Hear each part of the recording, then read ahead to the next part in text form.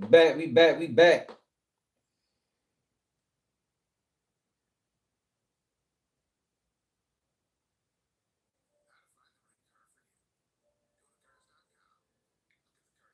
Fuck.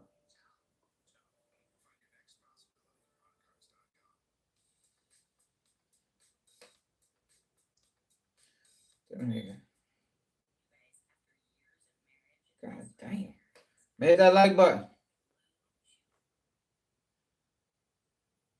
Hit that like button.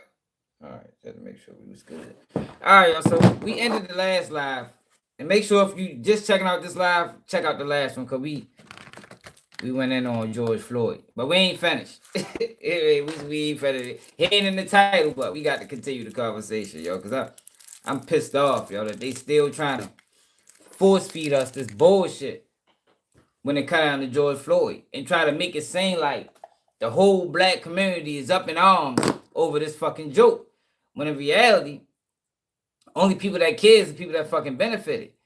And the people that benefited didn't do anything to advance nothing when it comes down to black people. They the only ones benefited, man. And then, you know, the group I was talking about before in the last live. But yeah, we're not finished. We still gonna get the Boosie. So all of these people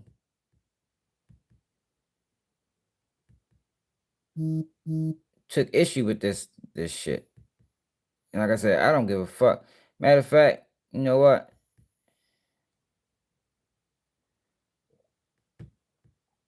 Shit. I think we can end it right there. Was there anything else? Was there anything else about this George Floyd shit? I don't think it was.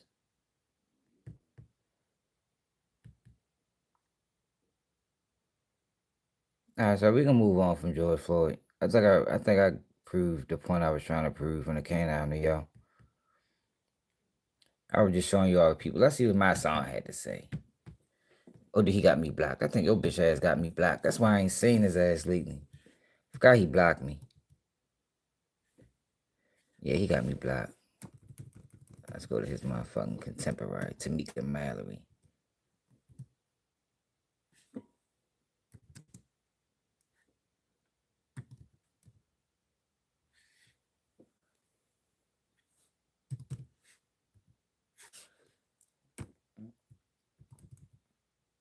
It's another girl.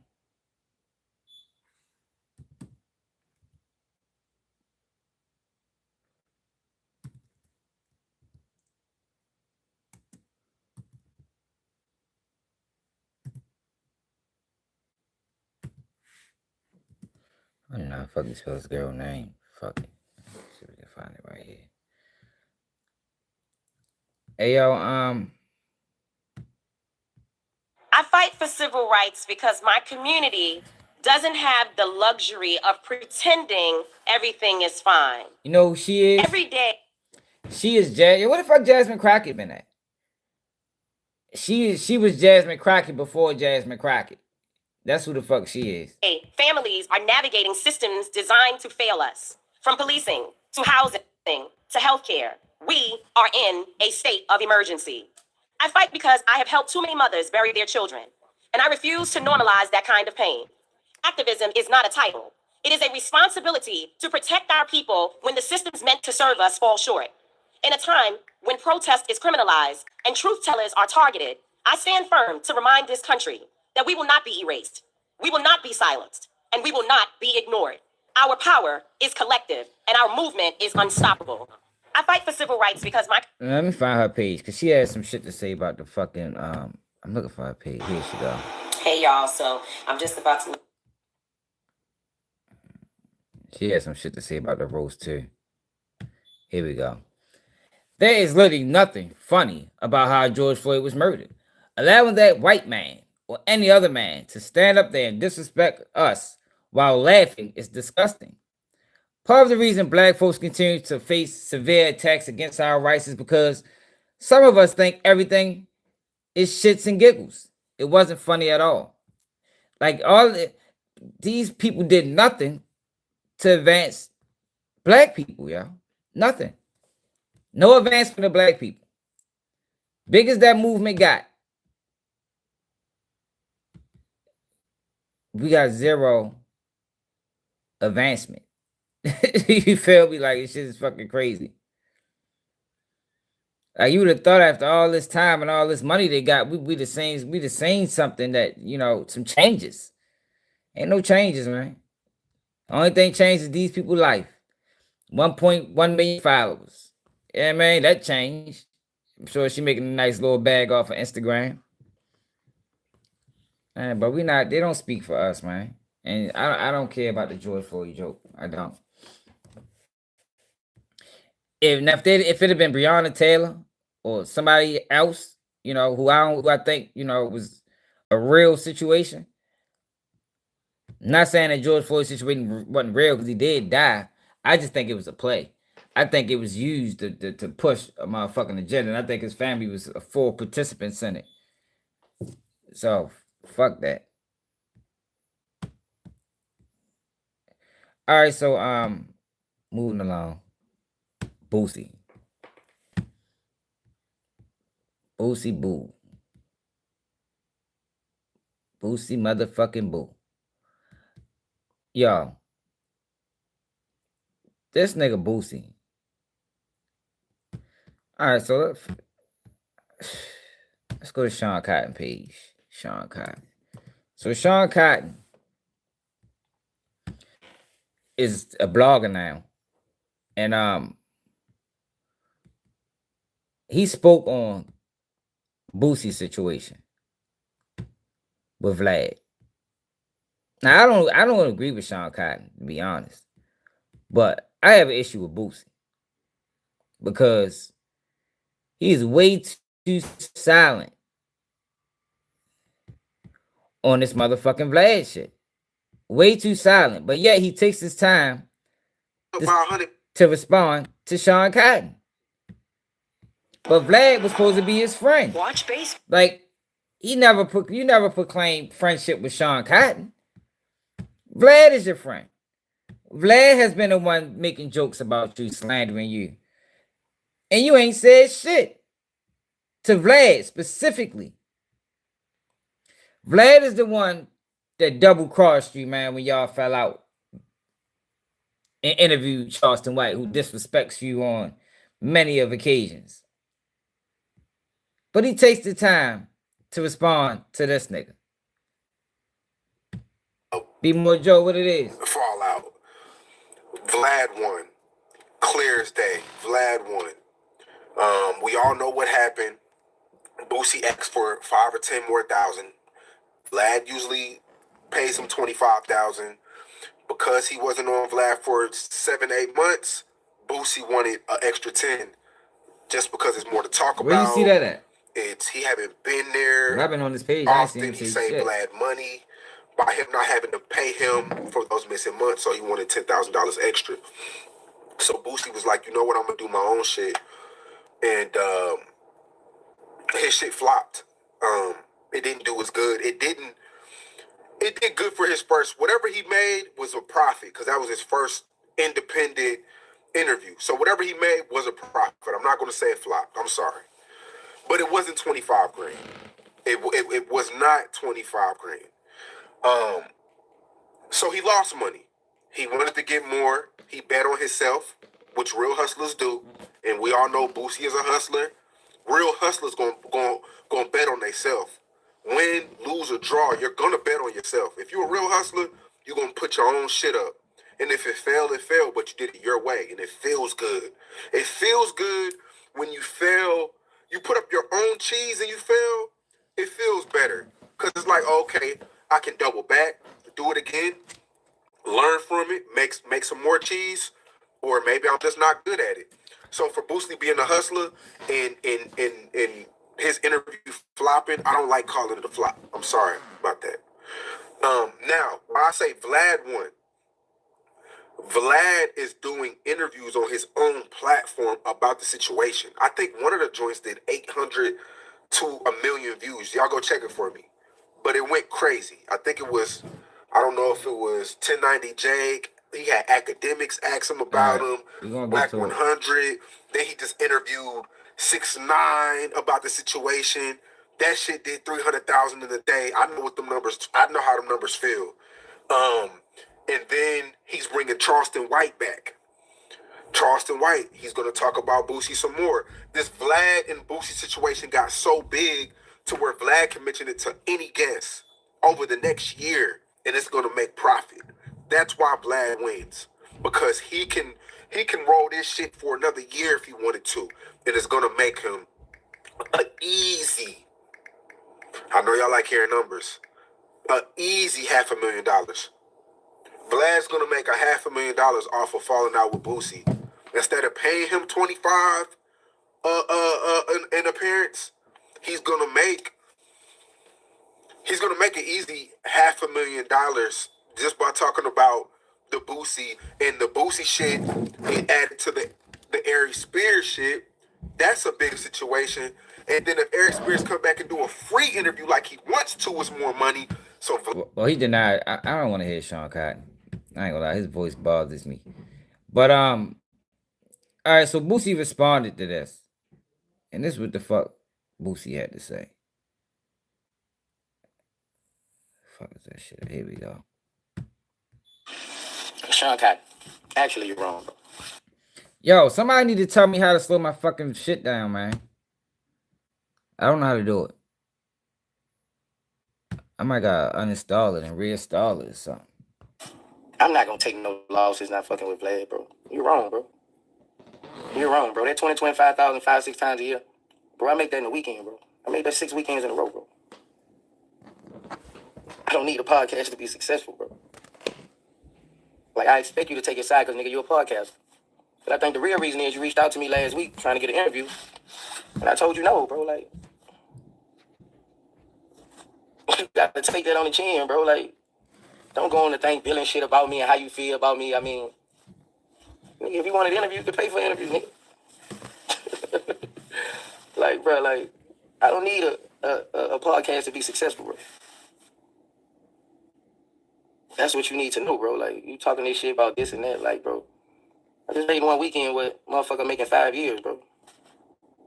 Like, I'm like that, bro. Like, this shit can't be stopped, bro. No weapon formed against me shall prosper, bro. But for you to keep doing shit like this, bro, like, I guess because you're a podcaster, nigga. I mean, but you reached out to me for an interview, bro. No, bro. Like, the way I'm doing my interviews right now, man, 300 years from now, I'm going to be getting paid off, bro. Every time somebody posts, it's monetized, bro. It's monetized, bro. My grandchildren going to make money off it, bro. It's monetized, bro.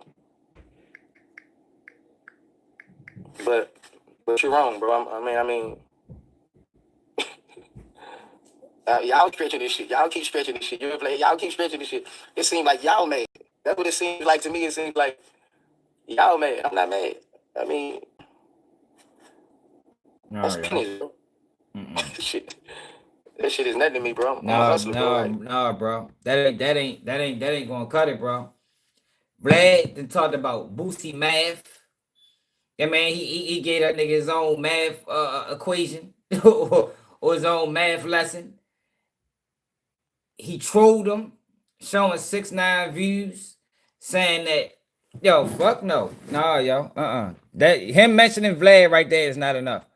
I need to see a whole what Boosie need to explain is that, yo, you told us Vlad was your friend, yo. That's what you told us. When everybody was coming after Vlad for all the things, his predatory practices, you vouched for that man. You vouched for him. Now, Vlad has moved on from you and fucking with Charleston White, and you haven't said anything about it. Yo, I don't want to hear I don't give a fuck about his response to Say Cheese. Say Cheese wasn't the man that you vouched for 7 motherfucking years. Saying Vlad is dragging it, that ain't saying, we see he dragging it. No, yo, what we need to hear, since Boosie is so vocal on everything else, what Boosie needs to speak to is how Vlad played them. Because that's what happened. Vlad, he played you.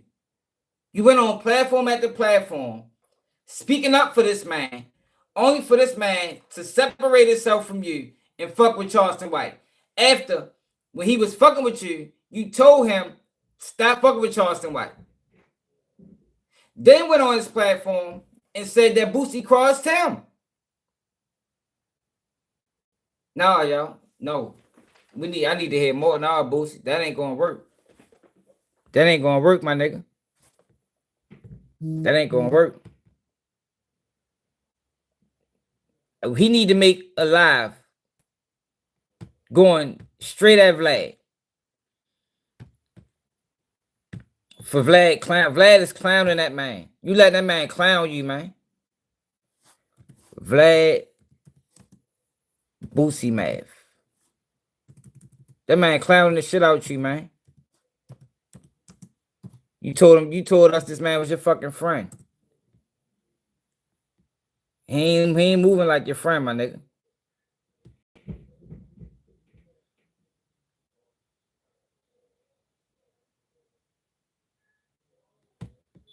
Look, did a whole look 7 look.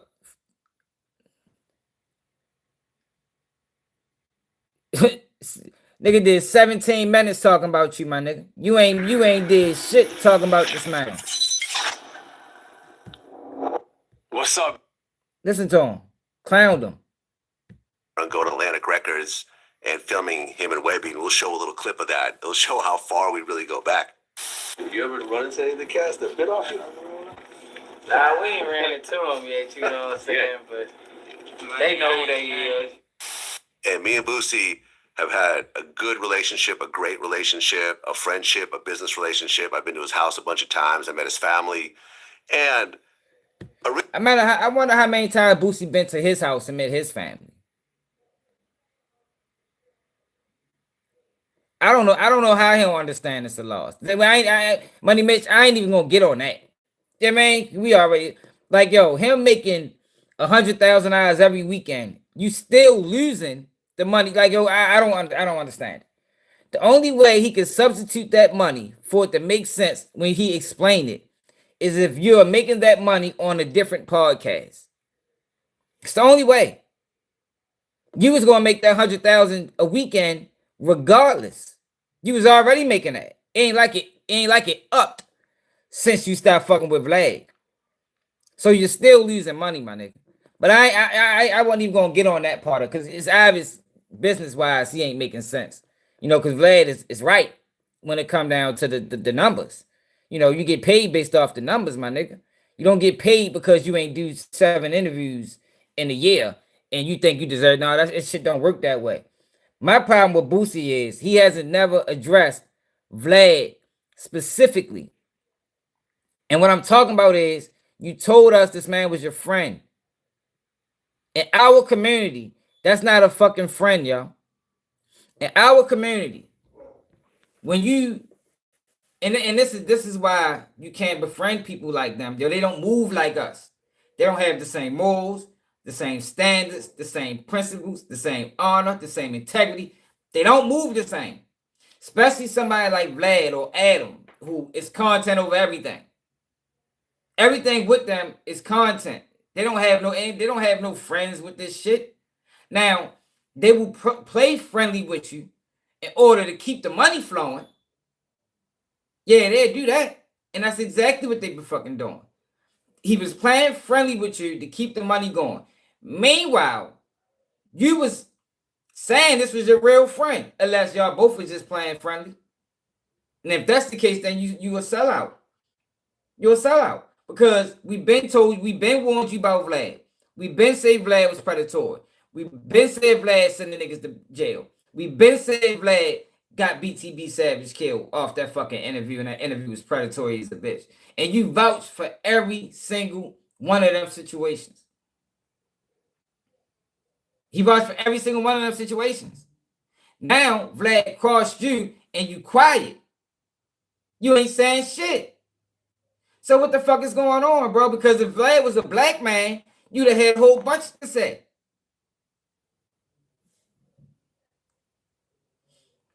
Man, from what I heard,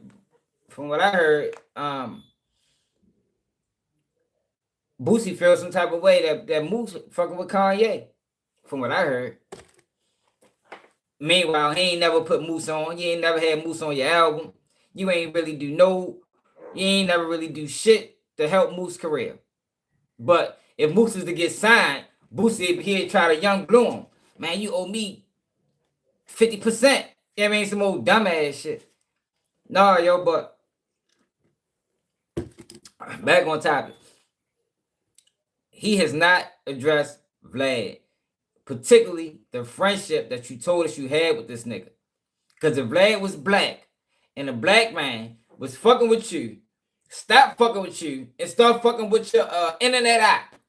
Yo, he would have some shit to say about that. Especially, let's say the nigga was a rat. Let's say Vlad was a black man and was a certified rat. You feel me? And Boosie vouched for this. Well, I ain't saying no paperwork. You know, I ain't saying no paperwork. You know, I can't really call him a rat. You know, who went to jail. Then they separate, and then the paperwork drop. Vlad was a rat. Yo, Boosie gonna have something to say about that. He gonna speak on that. So why is it that he's not addressing Vlad directly, not indirectly? Yo, Vlad, you wrong. You wrong, bro. I thought we was really friends, yo. I vouched for you throughout all the bullshit, yo. You go fuck with Charleston White. Yo, that's some bitch ass shit, Vlad. Yo, I let you meet my family. You came to my house. You did all of these things. I want to hear that from Boosie. Or y'all lied to y'all. No, Vlad, we never really was cool like that. It was always business. You feel me? But you got but to ignore what's going on, to ignore these videos, that's you Boosie looking flawed, man. Boosie looking flawed as a bitch. And this is coming from somebody that's a day one supporter, my nigga. I've been listening to Boosie in 99. Nigga, when Boosie talk about them niggas that followed his music, that went to jail and prison, nigga, I'm fucking one of them. The fuck? I'm out that mob, that generation. The generation where Boosie said most of the niggas that listen to him is dead. Yeah, I'm out that mob, bro. Your bitch ass need to say something about this shit, my nigga. Originally, I wasn't paying him to do interviews. But over time, as the views kept going up and people were really gravitating towards these interviews, we started working out appearance fees. And the fees slowly went up. And over the last couple of years, the fee that we actually stuck at was around was $25,000 per interview. And that price was justified because Boosie was pulling in like 6 million views for every interview. And in that particular situation, and I showed Boosie all the numbers and all my back end numbers and so forth, when he was getting around 5.5 million so views, you already know, man. I would make around 35. Boosie music sent hella niggas to prison. Boosie music got hella niggas killed. You know what I mean? Because he related to the shit that we was living. So when you got one of your core supporters, like I don't know, I'm talking about nigga, motherfucking youngest in the camp, my nigga. I'm the youngest and the dumbest of the CMP. Yeah, all that. Yo, you looking like a clown. Yo, this white boy clowned you, bro, and you ain't saying shit about yo, man. You ain't saying shit about yo, bro. You told us that man was your fucking friend, my nigga. Vouch for all the fuckery. All the fucking, you vouch for all of it. Admitted that you vouch for all of it. Now he cut you off, or you cut him off, or however it went, and he go fuck with Charleston White, who talk terrible on your kids, terrible on you. If that we don't move like that, man. Niggas don't do that. Niggas don't fall out with our homeboys and go fuck with their ops. Man, when a nigga do that, you labeled as a bitch. You labeled as a snake. Why you ain't labeled Vlad as nothing yet? Vlad, and I'm happy Vlad is doing this. Like I told you, I'm so happy that Vlad is doing this to Boosie. Because Boosie should have listened. Boosie should have listened. When everybody was backing away from Vlad, because how he moved, he was supposed to back away from him too. And this is why I can't side with Boosie with this shit, because now he wants Vlad. You know, one of the other videos. I don't want to told y'all to watch Vlad. Y'all was watching Vlad because of me. But yo, when we backed away from Vlad, you stood 10 toes with him. So you can't come back to the community now and say, yo, don't fuck with Vlad, fuck with me. No, nigga, you the one to you said, nigga, fuck with Vlad, nigga.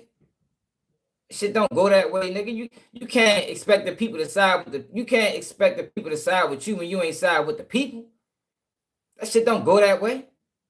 But you gotta address this Charleston White shit. Charleston White antagonizes Boosie. Goes to his shows. Record itself at the Boosie show to try to make you seem like a bitch. Even though I wouldn't suggest you do anything, you know, I wouldn't suggest, because Charleston White gonna send you to jail. So I'm not saying that he need to crash out on Charleston White. But what I'm saying is, yo, you need to address Vlad specifically and how Vlad has been moving post your business relationship. Because obviously that's all that it was. And tell us why you told us he was your friend. And has he been moving is he still your friend? Can you co-sign this? Do you not feel any kind of way that he's fucking with Charleston now? And if you say no, then why you tell him stop fucking with Charleston to begin with? If you say no, he can do whatever he wants. Why did you tell him stop fucking with Charleston to begin with? That's what Boosie need to do, man. That's what the fuck Boosie need to do. 1,000 off that interview, and he would make 25,000. Right? Yeah, so I had a $10,000 profit Davis margin. Carter. He still made the majority of the money, but I was still making $10,000, so I was cool with that. Right? And we were rocking like that for years. So some time had passed. It was, I don't know, about 6, 7, 8 months since our last interview. So I just hit him up one day, you know, a couple of weeks ago, and we had a conversation. And this conversation was a private business conversation. I can't really call Boosie a hero. What I'm saying is, yo, Boosie, at the time, growing up, yo, he made that music we could relate to. You know, the struggle, the streets, you know, shit that we was living, you know, losing friends. And, you know, we can relate to that type of shit. Sliding, everything. You know what I mean? It helped influence the behavior even further. Because you don't feel bad when you know other people moving and living like the same way. It make you feel like what you're doing is justified. I ain't the only one living like this. Shit, yo, living like this too. Your music get me through the day. But you let this motherfucking, this man right here bitch you and clown you, yo, and make you look fucking stupid in front of the world, my nigga. And you ain't address it at all. Let this nigga keep saying, you know, Boosie my man.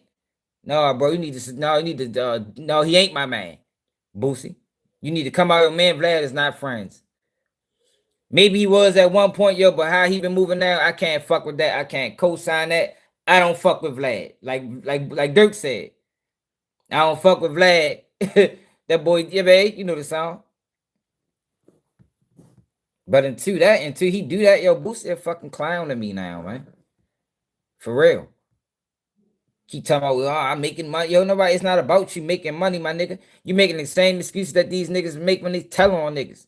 I'm saying, well, at least I'm getting money. Big Bank just made the same excuse.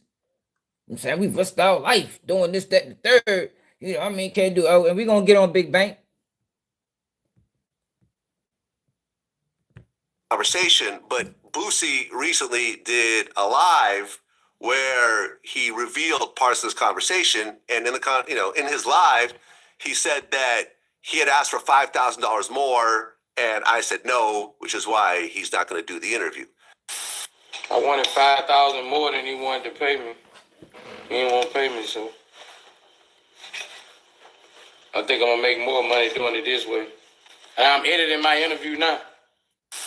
Now, that's not exactly accurate. So, I wasn't going to put any of this out there, but because he started putting out numbers out there and people started going, oh, Vlad being cheap, why is it only 5,000? You could pay him that, not knowing the whole picture. So I'm going to lay out the whole picture for everyone just to explain what exactly is going on.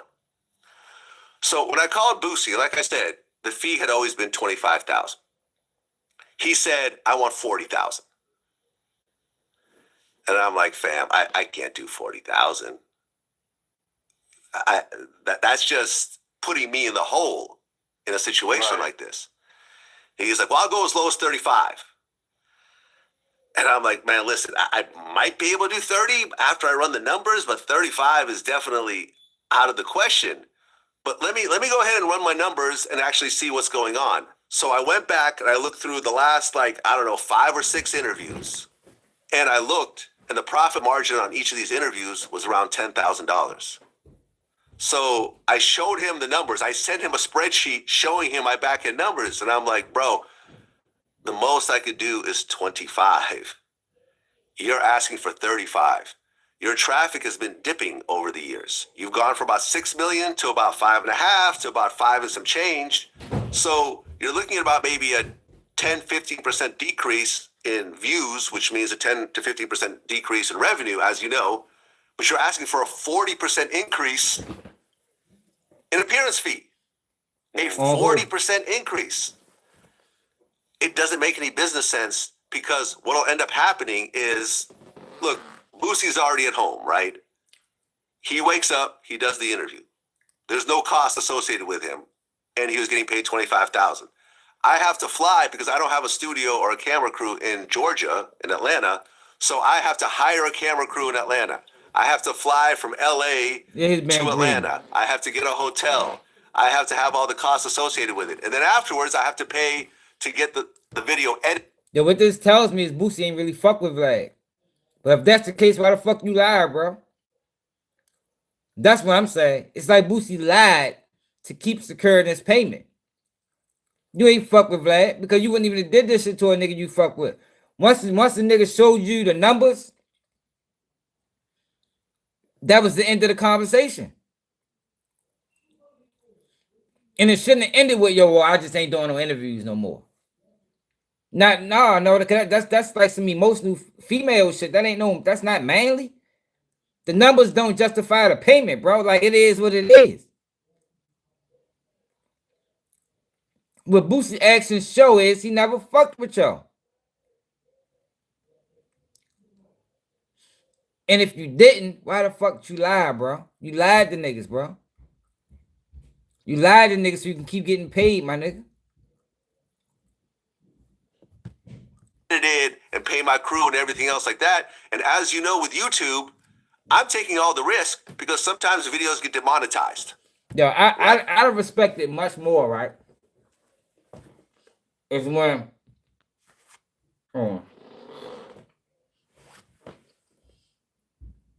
it's when Vlad was facing all this backlash and niggas was like, yo, Boost, what the fuck you gonna do? You still gonna be fucking with Shorty? If he'd have just been like, yo, I need the money. I need the money, yo. Like, I know what he's doing is wrong. I know his questions are predatory. I know he moves like a culture vulture. Yo, but I need the money.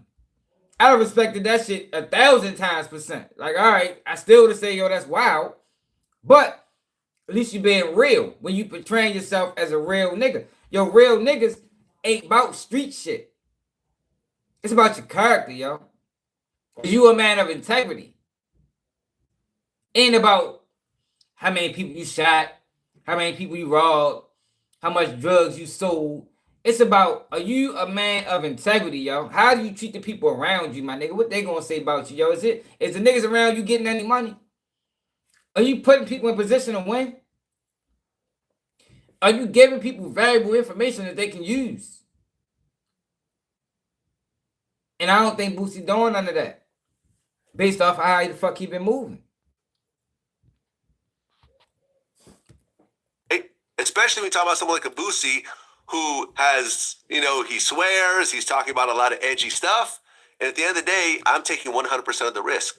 So I'm like, listen, I cannot pay you $35,000 when I'm going to make nothing. Or maybe I'm even going to take a loss. And Boosie is like, yo, you're being cheap. And I said, I'm not being cheap. I'm being put in a situation where you make all the money and I make none of the money. It simply doesn't make any business sense. Well, let me ask you, what was it that caused the price hike? Because I feel like it would be more understandable if he just beat a major case or if something significant happened. And you know what I mean? Like sometimes we see rappers go through crazy things and everybody wants that breaking story. What was it that you think caused this to come about? I don't know. I know Sean Cotton, me and Sean actually had a conversation about this yesterday. He had put out a video where he said that he had heard from someone that Boosie was upset because I had mentioned that I paid Tekashi more than I'd ever paid anyone else. And if y'all can that remember, might be the reason. If y'all can remember, I said that was the reason before anybody. I knew that was the reason. It was obvious that he haven't done an interview since the 6ix9ine shit. You feel me? Like, to me, it was obvious. 6ix9ine interview is the reason Boosie ain't been back up there. Once he said that once it got released that he gave 6ix9ine 50,000, Boosie felt some type of way about it. Which is out of pocket, because his money ain't got shit to do with you. But I understand, look, how the fuck you paying a rat 50,000 and I'm supposed to be this hellified nigga, you only give me half of that. So I get it. But my thing is, Boosie hasn't addressed this nigga. This nigga been clowning on every fucking interview. He clowned him with Charleston White. Or not even just clowning, but just bringing up the situation. He brought up the situation with 6ix9ine. He clowned your knowledge. Talking about it's called Boosie math. Like, what the fuck is Boosie math? And we'll laugh about shit, bro. Like, I am Boosie's guy. He can call me up. We can laugh about it. You know what I mean? I love the guy. I think what he's accomplished is incredible. So this is the last thing he said about Vlad. He even questioned Vlad. He even questioned Boosie business sense. 100% true. hey, y'all on social media trying to make this like it's a beef between me and Vlad, bro. Like, that's my motherfucking guy, bro. Like, I can call Vlad right now, bro, and we'll laugh about shit, bro. Like, I am Boosie's guy. That's the last time he addressed Vlad directly. I want to hear him address Vlad post the 6ix9ine interview, post the Charleston White interview. And until he do that, I don't even want to hear shit from Boosie. At all. I don't want to hear shit else from y'all. But Chud the builder, man. Chud the motherfucking builder is going to end up getting himself hurt out here. He's going to end up getting himself hurt out here. He's playing dumbass games. He's going to end up getting himself hurt. So he got arrested. You seem kind of upset. Now, you doing spinning out? We can leave. Hey, but G, calm down. Why don't you go shit in the street? Why don't you go poop in the street? Hey, man, don't get aggressive with me. We'll get up and leave. Thanks for the free food. Hey, Bob's Steakhouse. Oh, no, we're not paying shit. Y'all kicking me out, or are we staying? No, you're paying. Oh, you think? For what you got? Buddy, I didn't get to enjoy my meal. You're kicking me out. I'm not paying for shit. Just go ahead. Yeah, Bob's Steakhouse. Check your Google reviews, little midget guy. You're not welcome back, okay?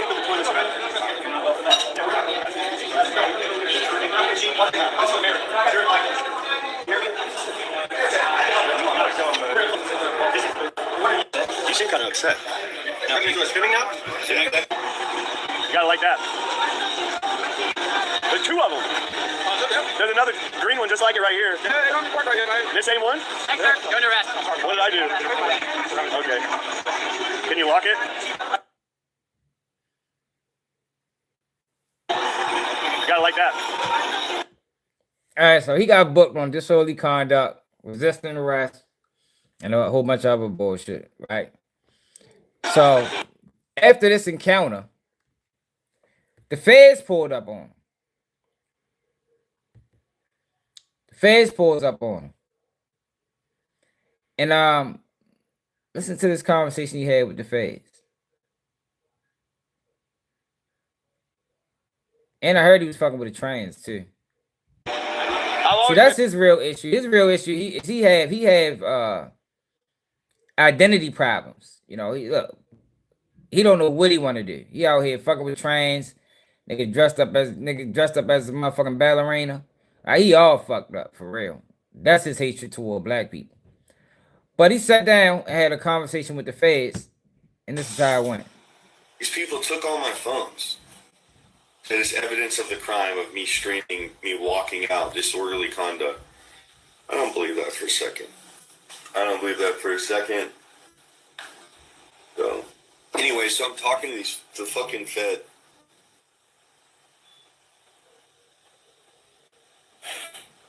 And it basically got to the point where they were like conceding in a way. Like, listen. Like basically saying like, we got nothing on you. And after talking to you, we actually see like as humans want to just give you this piece of advice. They're like, you know where this shit's going. This shit only escalates. And I do know this. I just have profound faith in the Lord that things might not go the worst way possible, which is anybody getting hurt, because I don't want to see anybody getting hurt. And they basically said, yeah, regardless on which way it goes,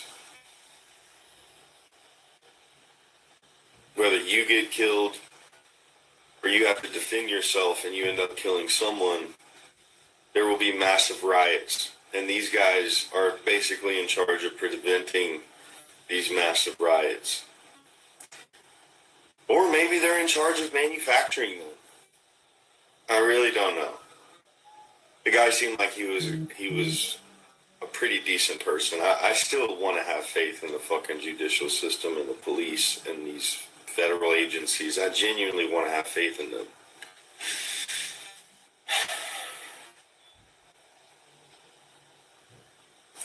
Well, you got to take everything with a grain of salt, I guess, right? I think it got to an ending point where it was like more of a personal, intimate, hey, can I just give you a piece of advice? Man to man, father to father. I don't want to see you get killed. And regardless on whether I have to defend myself in a life or death situation, the ramifications of that, even if I'm exonerated in trial for something like that, the world would never be the same, and my world would never be the same. In not a good way, not a way that I'm looking forward to. I do not want nothing like that to happen. I don't want any of that to happen, bro. It's genuinely my last desire. Yo, People took all my phone. my thing is, right? How long do you think he was going? Yo, like, what the fuck he think this is 1900? Like, yo, this man literally thought he was gonna be able to go to whatever city he was in, calling people the N-word, blatant racism, blatant bigotry. It was gonna try to dress it up as free speech, and that's it. In his, like, yo, it's no, come on, bro, you knew what you was doing. Like, he's sitting there trying to paint himself as a victim or trying to have this somber moment. But yo, you knew what you was doing, bro. And you see that the federal government don't want no parts of it. I told y'all in the last live, yo, that black people in America when we are angry, frustrated, antagonized, yo, we give America hell. They don't want no parts of that. So they telling him, yo, stop doing this shit. Stop doing it. All right, whatever your goal is, stop it, because it's gonna end bad. But the sad reality is, I think it's too late. Eden already put a target on himself. You know, because what you're doing is motherfucking trying to get people involved in the motherfucking race war, a race riot that ain't gonna be pretty for nobody. Because it's some white people that adapt to his ideology, but it's a lot of white people that's not with that shit either. Especially when we living in a time now where I think we got more biracial marriages and biracial kids than probably ever before. You understand what I'm saying? Yo, nobody's standing for that shit, man. Nobody's like, I don't know how long he thought he was gonna be able to get away with that shit, yo. And I think it's too late. Because whenever he steps outside, even if he's not antagonizing, yo, you didn't already stirred the pot, bro. You didn't already put a target on yourself, my nigga. So whenever you do step outside, you're gonna be pressed. You're gonna be pressed. But it just goes to show you that the federal government, they know. That's why it's so much money into pushing ignorance, and pushing bullshit. Like, they don't really want no real speakers in the black community. That's why we got all these guys that talks, but none of them is organic. Because they don't want no real people speaking. They don't want that. They don't want a real person to gather a fucking following. No, not in the black community. Not with all the pressure we put on them motherfuckers in the civil rights movement. They don't never want that shit again. That shit got so bad, these motherfuckers had to create a program to motherfucking destroy that bitch from the inside. You're playing a dangerous game. And like the federal government told him, it ain't going in good. It ain't going in good. And you're not going to be able to hide under this motherfucking stand your ground or justifiable homicide, because there's too many instances where you are antagonizing people. So even if a situation comes, he got to defend himself and he's not antagonizing people, you already left that taste in people's mouth, yo. It's going to be hard for you to even get off on that shit.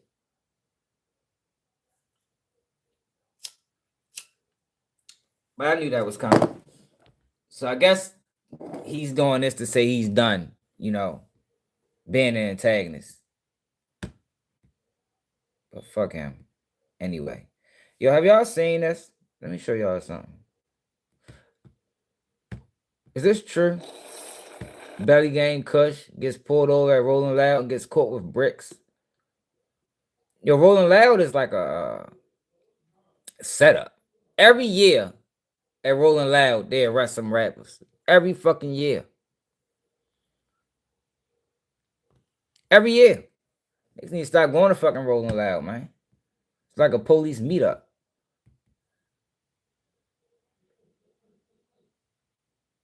Yeah, I seen that. I don't know why they pushing that shit again. All right, so back. Cause we got a lot of shit to cover. Back to I don't understand. Like, it's one thing to roast the people that's there.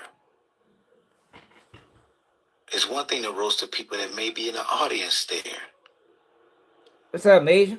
Roasting What's up, somebody Alvin? that, number one, is dead. Number two, that's not there. Number three, that the implications of why you should joke about that. Like Tony Hinchcliffe joke about George Floyd didn't make fucking sense to me. There was no reason to bring George Floyd into this.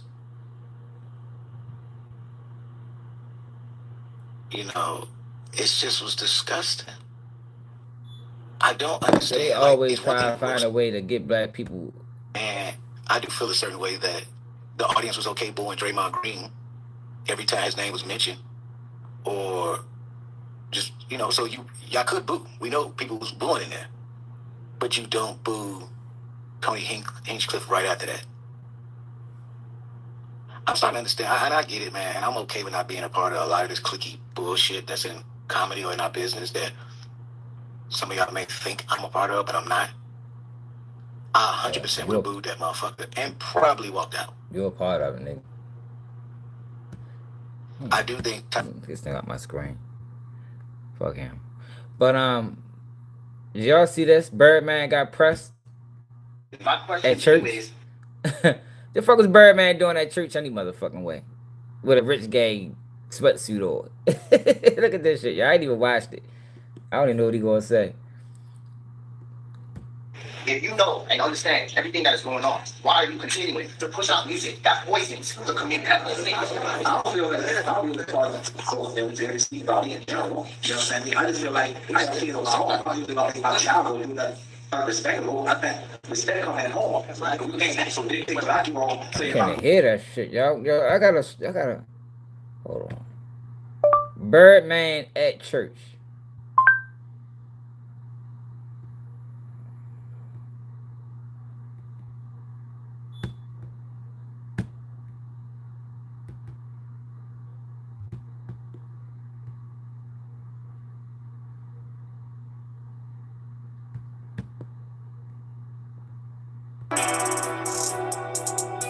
This is old. Cash Money CEO Birdman has found peace inside the walls.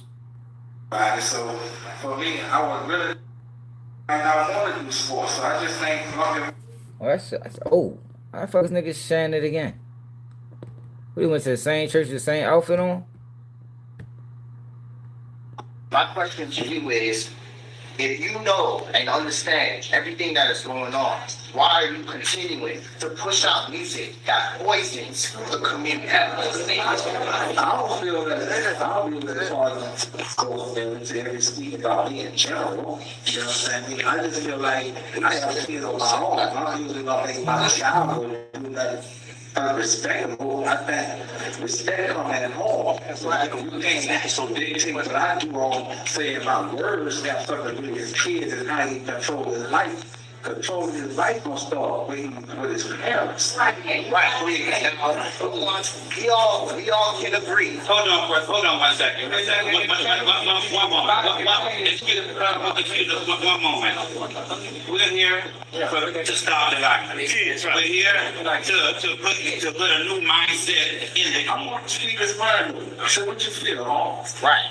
So we all can agree that music is very influential, even though life in general is influential, and not just music. We can talk about life, getting up every morning, feeding the children, feeding the family, going to work, getting at work. If you ain't got that, you gotta go get it how you get it. So you can't charge it to a nigga with a microphone. You saying? Sure. You got all kinds of stuff in life, man. It's weird out there. It's really fucked up out there. I think you gotta really be conscious about who you are and raise your kids to be better than you. No, y'all. It's bigger than just that, Birdman. Niggas don't want to take no accountability. Everybody know music is influential, bro. That's why they get paid so much. If music didn't have the influence that it did on the people, they wouldn't get that much fucking money. You're being paid for your influence. Yeah, parenting plays a role too, yo, but parents only got a certain amount of hours a day around their children, man. With that issue, the issue with that is, okay, I come from a good background, all right, and both of my parents, but at the end of the day, the music, the exposure to the music that is being put on the television as far as what's being held in control of that, over there put on TV. All right, there are no control of put on TV. All right, what's your name, man? All right, that's a good segue to Sean Gathright, because I think Sean Gathright is a fucking perfect example of music and the influence that it have. Because Sean Gathright grew up in a fucking great situation. A great situation. So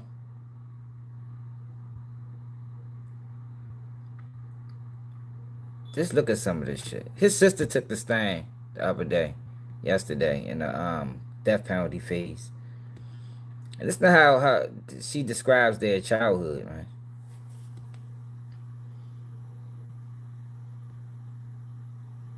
And this little nigga, he can't stop crying.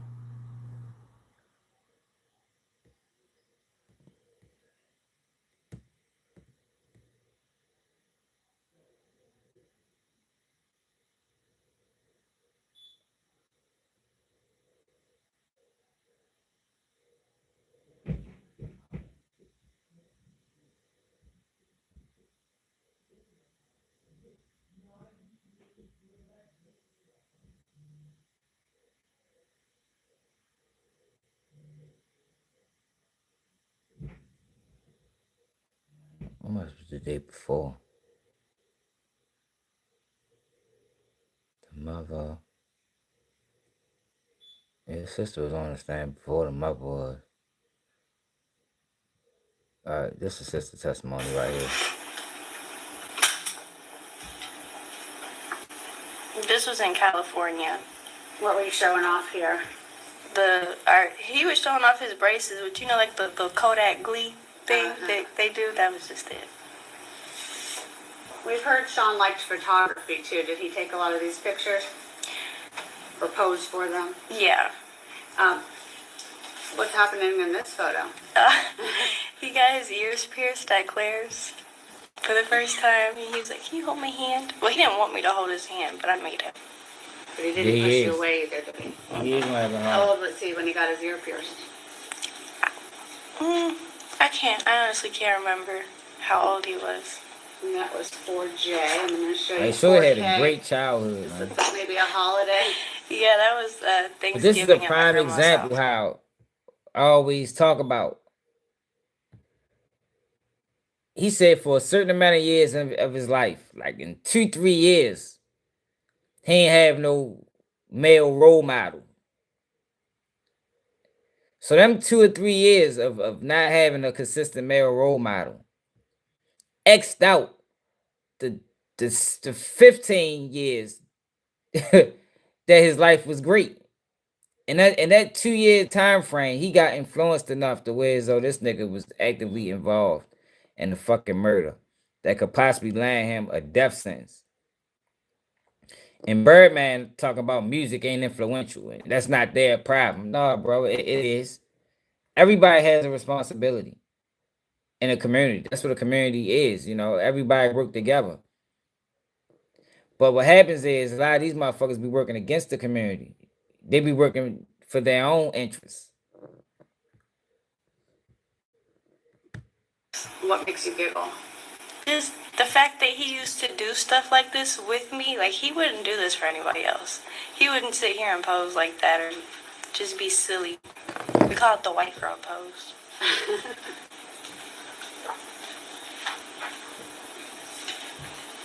Oh. You guys there? Mm-hmm. And this looks like maybe Christmas time? Yeah.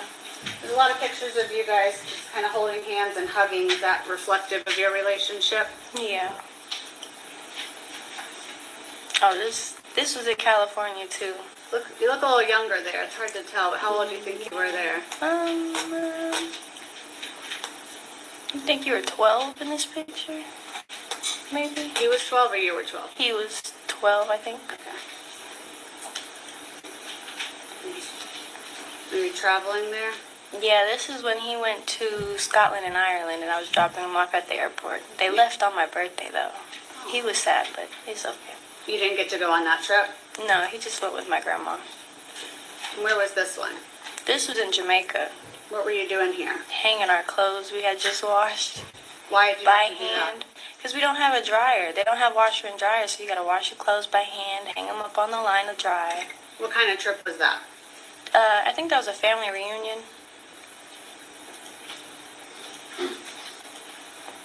That was us in Jamaica too. Same one, okay. Yeah. That looks like it got cut off, but maybe London? Yes, he had the little hat. Yeah. I was like, smile. He was like, guards don't smile. Ever. Looks like you still got a little bit out of him, huh? Mm-hmm. And then would this be his high school graduation? Yes, ma'am. Okay.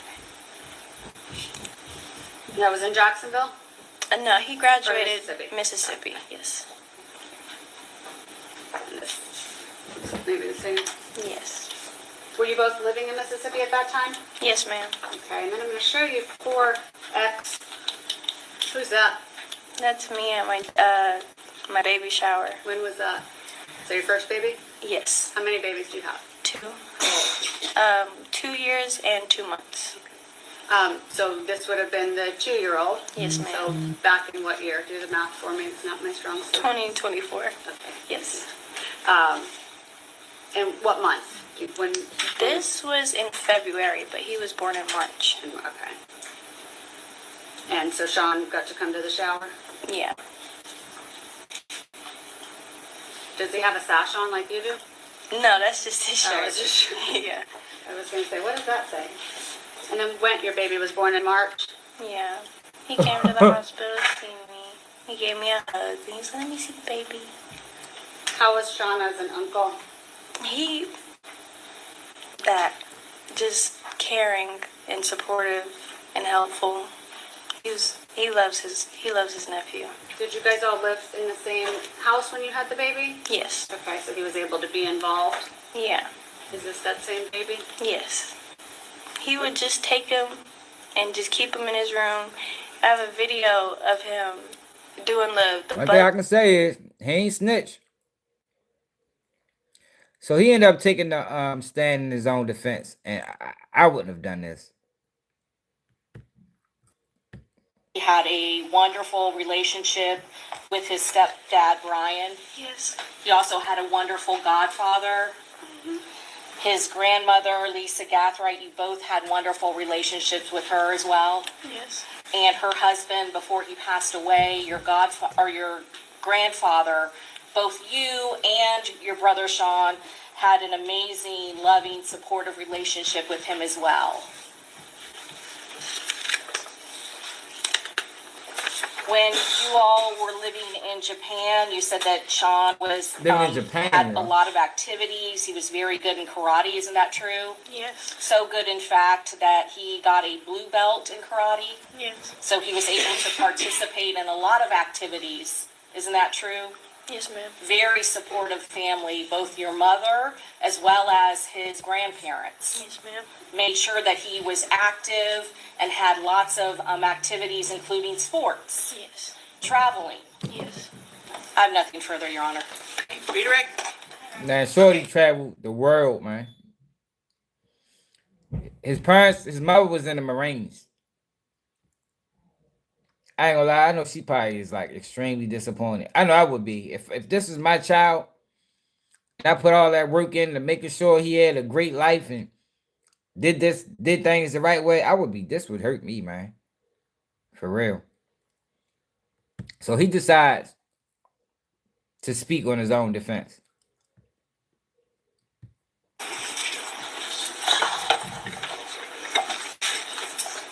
Okay, very good. Let's go ahead then and They might not even be in the bring in same the jail.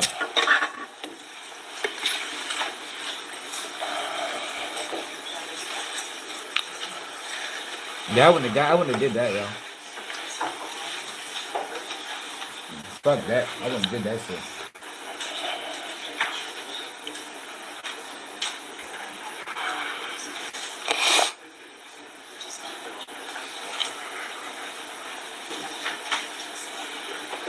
All right.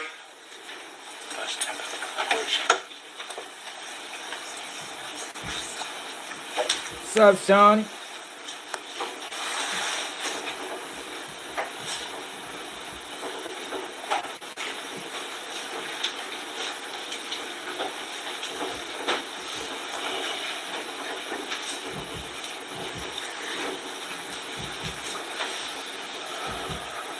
All different. Okay, very good. Everyone have a seat. All right, Ms. Finkelstein, your next witness is Gathright.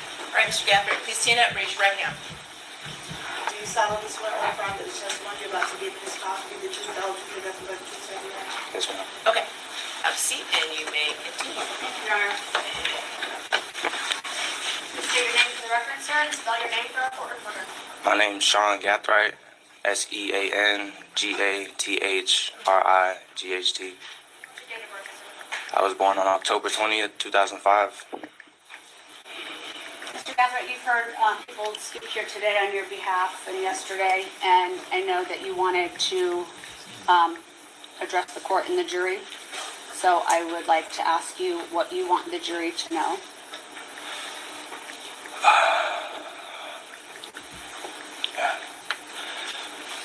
I just want to address the court today, and, you know, I'm not here to dispute anything. I'm just here to be a man and take responsibility and express my feelings about what, you know, this whole situation. You know, but that's what I plan on doing. Okay. And how do you feel? What? I feel very remorseful, you know. This is a terrible situation. It's been a traumatic experience. You know. Let me ask you this. So, how old were you when you were arrested? Yeah, hell yeah. I was 18 years old. We heard that you had started some college, obviously probably didn't get very far, right? Right. What have you done since you've been in jail? Is there programs? Are there things that you can do there? So, you know, I've gotten into programs. I've also, you know, I grew up, you know, in church and, you know, in a Christian household. So I refocused my, you know, life to Christ, and, you know, I've taken a lot of religious programs. I've read the Bible from cover to cover. I've tried to, you know, share some word, and, you know, we have prayer circles in the jail and stuff like that. I've led a couple, you know, prayer circles, and I've tried to, you know, kids around my age or, you know, younger, you know, since I'm 20 years old now, that when you turn 18, you know, you go to the adult pods and stuff like that. So if I see somebody who I see, you know, has a lot of potential and has a chance to keep them from, you know, basically being able to be corrected at this opportunity and not come back, you know, I try to take them under my wing. As you see, I have a lot of resources and a lot of family that love me, and they've even, you know, asked me, like, hey, is there anybody in there who doesn't have somebody like that, who, you know, could we send them some money, like, you know, anything like that. So I've tried to, you know, be a man, that's how you know his family. They ask, is anybody in there we can help out? That's serious, man. My mother would never. My mother was barely even able to help me. Like Shorty is like I don't know. I wouldn't have done this. I think he should have just stayed quiet, because it doesn't matter. So the whole time he was doing this, right? The other dude was laughing at him.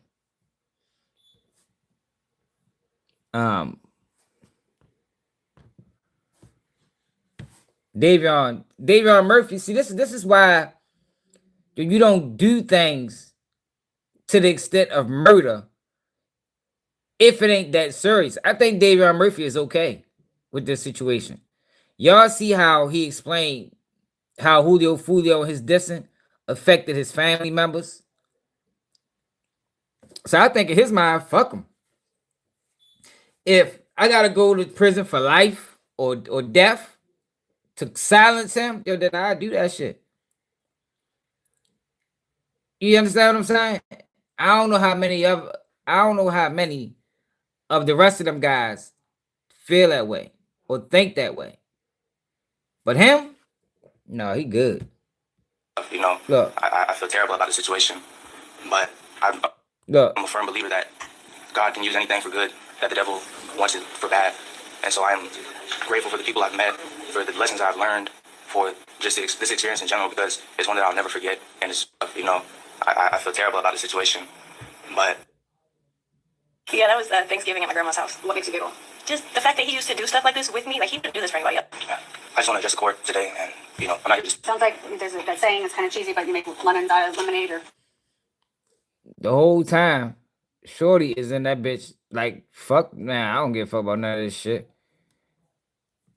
Because in his mind, let me show y'all what happened with him. Tell me how do I move forward without you watching my back, and tell me how do I move on. He did this shit for a reason, man. Foolio was dissing his motherfucking dead folks, man. Look, Shorty is at peace. He had peace, man. People might say he crazy or whatever. I think he just had peace with it. This was his family member that got killed right here, man. At the game. A fight inside the stadium led to a triple shooting on the campus of Rains High School. I closed myself up in the house since his death. Look. My family haven't been the same day. That hurts. Police say Adams was shot and killed during a Rains versus Lee High School football game in 2018. 18-year-old Robert Howard is charged in his murder. According to Howard's original arrest report, the incident. And your bitch ass snitched. Yo, that's fucking crazy, yo. Your bitch ass told he the one that got arrested for killing your peoples. So here, I didn't even know that. I ain't even know that. He got arrested for killing your peoples, went to jail for it. Them niggas retaliated. And now this bitch ass nigga is telling? Oh, hell no. Yo, that is crazy. I did not know that. Did y'all know that? Yeah, he did it for a reason. But this nigga was just on the stand. Snitching.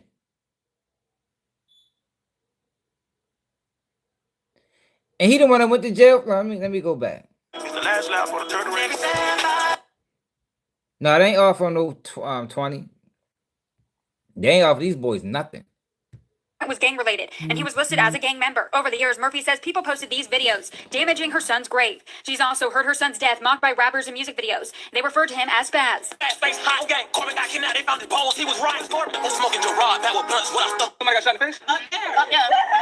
Yo, Foolio trolled his people, man. It's cell phone video taken in August of 2018, just moments after a fight inside the stadium led to a triple shooting on the campus of Rains High School. I closed myself up in the house since his death. That's your cousin or aunt or something. That hurts. Police say Adams was shot and killed during a Rains versus Lee High School football game in 2018. 18-year-old Robert Howard is charged in his murder. According to Howard's original arrest report, the incident was gang related, and he was listed as a gang member. Over the years, Murphy says people posted these videos damaging her son's grave. She's also heard her son's death mocked by rappers and music videos. They referred to him as Spaz. Somebody got shot in the face? This video, posted on social media, shows what appears to be a man spitting. Look. And that's why Shorty don't care, man. But this is what I mean by, yo, whatever decision you make, you gotta be ready to stand on that shit, man. If you take something to the furthest extent, like taking somebody's life, you gotta be willing to stand on it forever. And Shorty is. In his mind, he justified. And if he gotta go to prison for the rest of his life for taking up for his family, then that's what the fuck he gonna do. And I don't blame him. I just don't think everybody involved shared those same sentiments. You understand what I'm saying? They spit on that man cousin grave, man.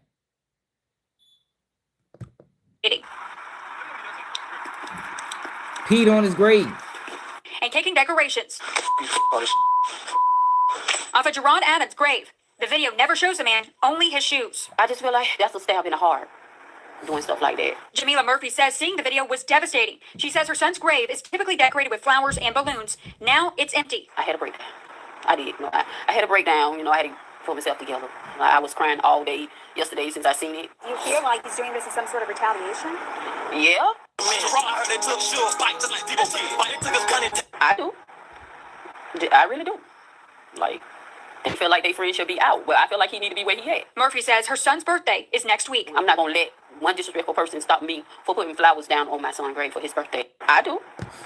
I think in his mind it was. I just be wanting people to understand, like, A lot of that shit don't be worth it, yo. Like, niggas be killing for nothing. At least in his mind, he did it for a reason. Yeah, man, right, butter. He did it for a reason, man. Shorty was disrespectful to the extreme. You heard the lady, which was probably his aunt or cousin or whoever she was to him, they got the same last name, said she had a mental breakdown. So the whole time Foolio was trolling this man who died, his family is going through it. Y'all remember what Adrien Murphy said in the interrogation room? He said, yo, my grandmother had a heart attack, man. Yo, said that. He said, yo, I just don't want y'all to paint him out as a victim. Just don't paint him out as a victim.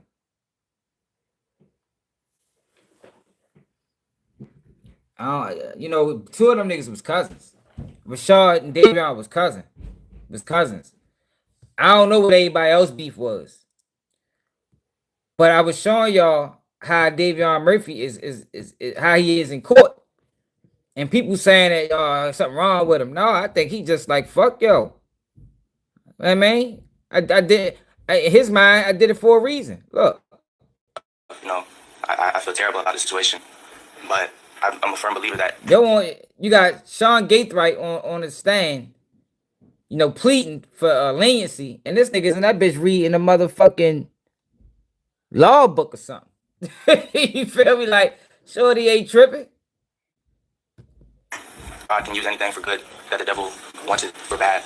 And so I'm grateful for the people I've met, for the lessons I've learned, for just this experience in general, because it's one that I'll never forget. And it's, you know, I feel terrible about it. So while he was doing that, that's what Adrien Murphy was doing. A vessel for God to pour over my blessings into those around me. We heard from Mr. Bernasco, who said that, you know, in prison that there is opportunities at times to be a mentor or do orientations and peer-to-peer things like that. Is that something? Make sure y'all follow our podcast. Of course, you know, I definitely want to, you know, try my absolute best to course correct anybody from falling down the path that they don't have to take, especially the youth. I feel like that's my calling that God has put on my heart to, you know, be a mentor to the youth and be a positive influence in this world.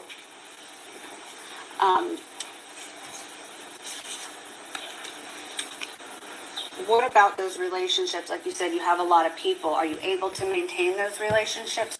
Let me show you what I'm talking about. Adrien Murphy said his grandmother had a heart attack.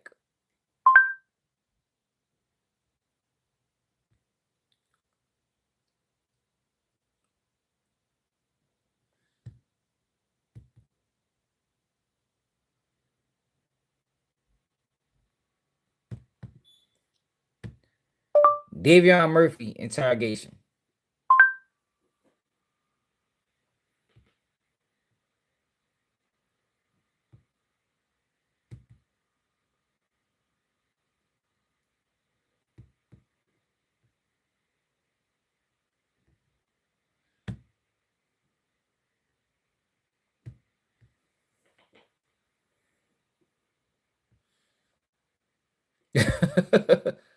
Yeah, man, that drill shit dangerous, man.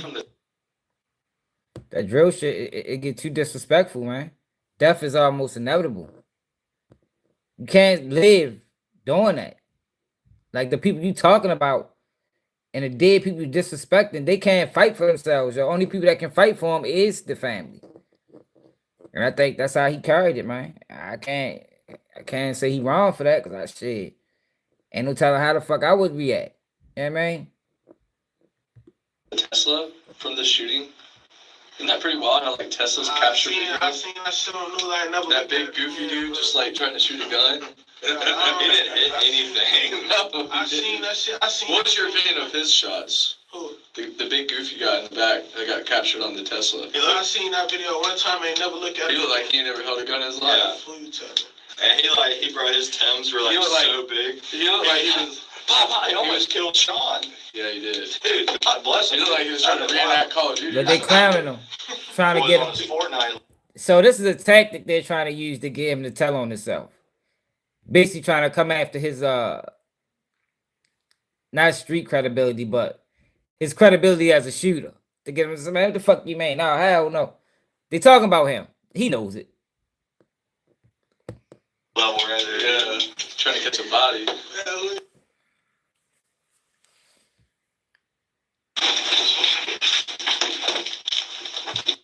Yeah, my shit redone, bro. You kept telling me to know that shit. Wow.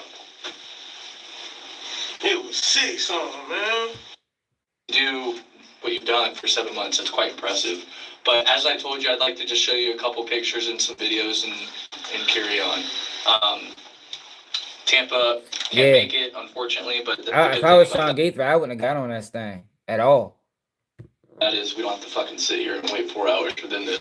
I'm trying to find a part. He says his people said a heart attack. Tampa. It's like for y'all, like, you feel me? But it's like, we talked about for a little minute, said what I've been on, yeah, bro, I've been down this bitch working, bro, I got like, but last night, bro, you just told me, man, bro, I was full of that liquor last night, bro. Man, listen, bro, I ain't had last thing, nothing to do with this, man. Here you go. Seen the video? I don't have it. I can probably get it for you while we're sitting here. It's all Sin City. Yeah, I never know. It's like the block, they're very like short blocks, very poor. When I was down there to see him, and then I went back to over there. Where? In Hilltop? Really? You on Alexander. Is that who you were staying with here? Hmm? Were you staying with her here? No. Okay. I didn't know who you were with here. Yeah, when I come back to the city, I come visit my people and visit my family and shit, my mama and shit. So, from the time you went from Tampa to Orlando, when did you arrive back in Jacksonville? You say what? So you live in Orlando. You said you went Orlando to Tampa, and then back to Orlando. But now you're in Jacksonville. He's asking when did you get back to Jacksonville? Oh, when I get back to Jacksonville, when I came back to Jacksonville, it was like, I want to say like a week before the Irish reunion. That I was coming for the Irish reunion. And then 2 days after the Irish reunion, my face plastered all over the news. Yeah. How'd you feel about that? That was pretty wild. Man, bro, there's no turning myself in. The problem is, I told y'all, niggas think, especially at this age, when you're young, you think you can out-talk these people. And man, you think you can talk your way out of a situation, but you can't. You can't do it. I tried it, didn't work. You feel me? Like, shit don't work, man. You better just don't say nothing and just tell them, show you yourself. It's all out there. Congratulations. Question. After Foolio gets killed ultimately in Tampa, did you hear about that at all when you were at the Airbnb? Was anyone talking about it? No. Okay. I wasn't even thinking nothing of it. I woke up that morning before I even took off to Tampa. I woke up that morning, and before I called my dog, I always check my social media. I don't know, it's just like a habit, bro, to see who wrote me and all that shit. I seen that shit come across Instagram. But they ain't say nothing about the location and where it was at, and then they just said Jacksonville rapper dead. So, you know, I ain't gonna, you know, man, come on, man. My God bless the dead, my people, man, you feel me? Nigga ain't gonna sit there like it's love for dog, it's fuck dog, you feel me? And nigga, I can't say I ain't rejoicing, I was happy. Yeah. But you feel me? It's like, yeah, it was that. Like, so shit, he dead. Oh shit, he dead. They done caught him. Oh shit. So you heard about it on social media? Yeah, I seen it on Instagram. There was no conversation of it at the Airbnb. Okay. Duval Promo posted that shit earlier that morning. It was all over YouTube and everything. Yeah, Duval Promo posted that bitch earlier that morning. And I think actually, after I seen it on Duval Promo, my mama sent it to me. From the same picture I seen on Instagram, my mama sent it to me to my phone. Okay. And I'm like, yeah, I already seen it. She like, I can't believe it. Oh my God, I just pray for his family. I'm like, I don't give a fuck about that nigga family. I ain't say it like that, but I'm like, I don't care about that. I don't care about that, man. Y'all can grow up together. That, man. But no, I actually knew him though. We was cool. Yeah. My dog. You got family over there, don't you? On like the north side? Don't you have family over there? Where? In Hilltop? Really? I think, I could be totally mistaken, but there's somewhere down the line you were cousins with Crackerjack. No, Crackerjack ain't my people though. I grew up with bro. I know so you grew up with him? Yeah, I know bro personally though. That's interesting. That's an interesting dynamic. I'm not really too educated on. If you go way back to like the Yellow House, Yellow Store videos and shit, there's like 1,200 people posted up in like Hilltop like years ago. Yeah, wow. WAP used to post up out there. And Noah, yeah. A lot of people, anyways. This was like the old like WAPA, Gucci, Reginald. It's like the old like PCE days. He gotta be a newcomer. He gotta be a creative player, some new shit. Ducci? Yeah, he gotta be a creative player. What about J-Dot? Is he created? Who that is? I never met J-Dot Breezy? Oh, the rapper? Yeah. Oh, that's what I don't know dog. I don't know dog at all. He a creative player. You don't know Ducci? A good rapper, creative player. He's a creative player. I don't know who spins the weapons. That's why I'm telling you, they creative players. You know Green Light? The creative players. Fion. I don't know. You know Fion. Circle on back. Coelho. You, prior to Foolio getting shot back in June, did you spend any time in Jacksonville at all during that time? What, in June? Yeah, June, May, July. I could say before the Adrien, I was back in Jacksonville to help my mama move. No, I'm lying. My little brother came home in April. Okay. My little brother came home in April, and I was down there to see him, and then I went back to Orlando because I had to work. Would you say April was the last time you were in Jacksonville prior to this? What, prior to what? Prior to June.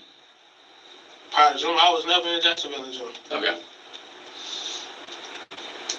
Have you ever heard of an apartment complex over off of Caravan, over off like Atlantic, like Arlington area kind of? I don't even know the south Caravan.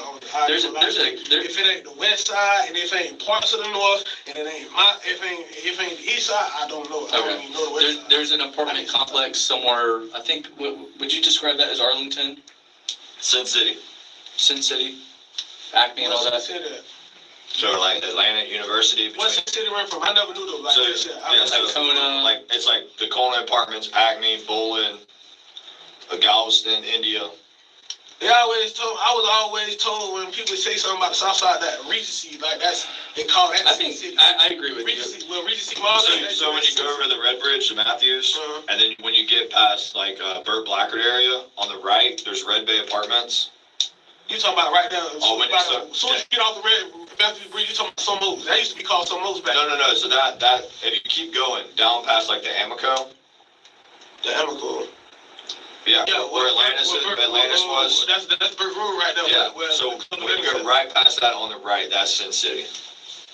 In between that, like basically. I'm trying to get to the part where he says his people's the diss songs and the effect it had on his family. General area called Caravan. The road is called Caravan. I think Rashad was living there with some people at one point. Maybe Charmaine. You know Charmaine, right? His girl, baby mama. Charmaine. Okay. There's a little gas station over there. I think it's called like the Sun Express. I think it's at like Atlantic and Caravan or something like that. Anyways, what I'm getting at is you have transactions there. Obviously, there's video, right? And I'm pointing your attention to that because you know Tampa did a good job on this, right? You say your last time in Jacksonville was April. I can tell you that those transactions and you in that store was in June. So is there anything that refreshes your memory a little bit of you being in Jacksonville in June? Last time I was in Jacksonville, I was working at Steak and Shake. Remember? When was that? That was in April. Okay. The last time I was in Jacksonville. Well, the video doesn't lie, right? Is there anything that would have brought video? You showed me that video. I know you got. If you so-called got a video from that store, you can. There's a lot of videos, right? Well, can I see them? Shit, I don't have them. This isn't my case. Oh, okay. I can try and get them while we're here. There's also video of you and Alicia at a McDonald's in Tampa. Where you didn't stop to eat or go gas. You're in the drive-thru, driving some silver car. I've seen the video. I don't have it. I can probably get it for you while we're sitting here. I'm going to leave you with this. We're going to step out for a moment. I'm going to leave you with this. And if you want to have any conversation after it, it's up to you. He did travel to Tampa with Fizzle, Darius Beals, and on Sunday, that morning, I believe. And when he got there, Rashad gets in the Uber with Isaiah and Alicia and come back to Jacksonville. And Darius goes on his way. That was his story. Darius was murdered. He died with his cell phones on his in his pockets. Okay, I'm not asking you to say anything. I just want you to hear me out. Mm-hmm. Clay County has his phones. They've downloaded all of them. Mm-hmm. Did Rashad travel to Tampa with Darius the day of the murder? Mm-hmm. And the answer was no. Darius never leaves Clay County at any point during any of this. In fact, he goes to the Orange Park Mall, which they have video of. Mm-hmm. So what I'm getting at is the story you just shared with us, right, of you seeing Fizzle and all this and that. It can't be true because Darius never leaves Orange Park. You sure about that? Positive. You sure about that? Swear to God. Wouldn't make it up. You said You hear me out. Hey, listen, but I ain't had nothing to do with this, man. I don't even know why my face was plastered all over the news. That's why I ran. Because man, y'all got the wrong person, bro. It's like, but the entire story you just gave is a lie. I know so. It's 100%. We have Fizzle in Orange Park in the Foot Locker Sunday morning. No, he goes to the food court. But you don't never mention nobody else's name. Ever. You ain't supposed to sit back and talk to these people, but if you do, you don't ever mention nobody else's name. Don't ask me nothing about nobody else or none of that shit. Any story you give should not involve anybody else. Cause all they would end up doing is bringing this person in that you said that you was with or you was around, and he don't know your story. And all they're gonna do is bring him in. He gonna fuck the story up, and it's just pointless. That's why ain't no point to even talk to him. You know what I mean? Orange Park Mall on camera. No, they're adults. The same time that you said that you're dapping him up, giving him a hug. Because niggas think they can out talk them people, trap. well, if y'all feel like I lie and y'all feel like y'all got videos of him in Orange Park Mall, when I told you for my own eyes, I seen him. Niggas think they can talk their stuff out the situation. In the Airbnb, so it's like. No, I wanted to say, bro. I wanted to share that with you. Obviously, I think it's fair. Unless in the event that you wanted to, whatever. I know for a fact where I seen and talked to my dog at. The last time I talked to my dog, this is sentimental right here. That's the last time I talked to my dog, bro. For a week after, and my dog got hit more than one time and took from his kids. Like, shielded his kids to not get hit. So, like, you keep saying you seen him in the Orange Park Mall on video. I'm telling you, the last time I talked to my dog, he did. It's that, bro. I can't. Could your days be getting spent? So they all dead anyway, so they can't bring him into question. What? Like, could it not been Sunday? No, I mean, there's only one video of him at the Airbnb. I seen my dog Sunday. You on the water or you went out? You good? I'm good. I was just want to hit the black, please. My shot the robot fucked my whole head up. I ain't even lying to you. That fucked my whole head up. If you need anything, just knock on the door, bro.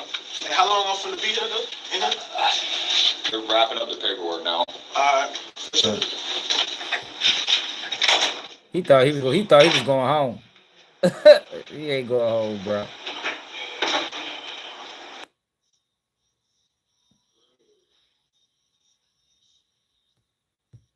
He smoked that black. He run, man. Let me get the black, man. Trying to tell me the last time I talked to my dog, man. Man, don't let it fizzle, man. Trying to talk to my dog, man. You gonna tell how the fuck you gonna tell me the last time I talked to my motherfucking dog, man? I need some more Jose, man. This kind of time, my nigga don't even drink. So I'm like, who the fuck drink? Don't know, man. Who the fuck? Man, nigga drink Jose Quavo, man. Drink Jose Quavo Fizzle. I need some more, bro. This crazy.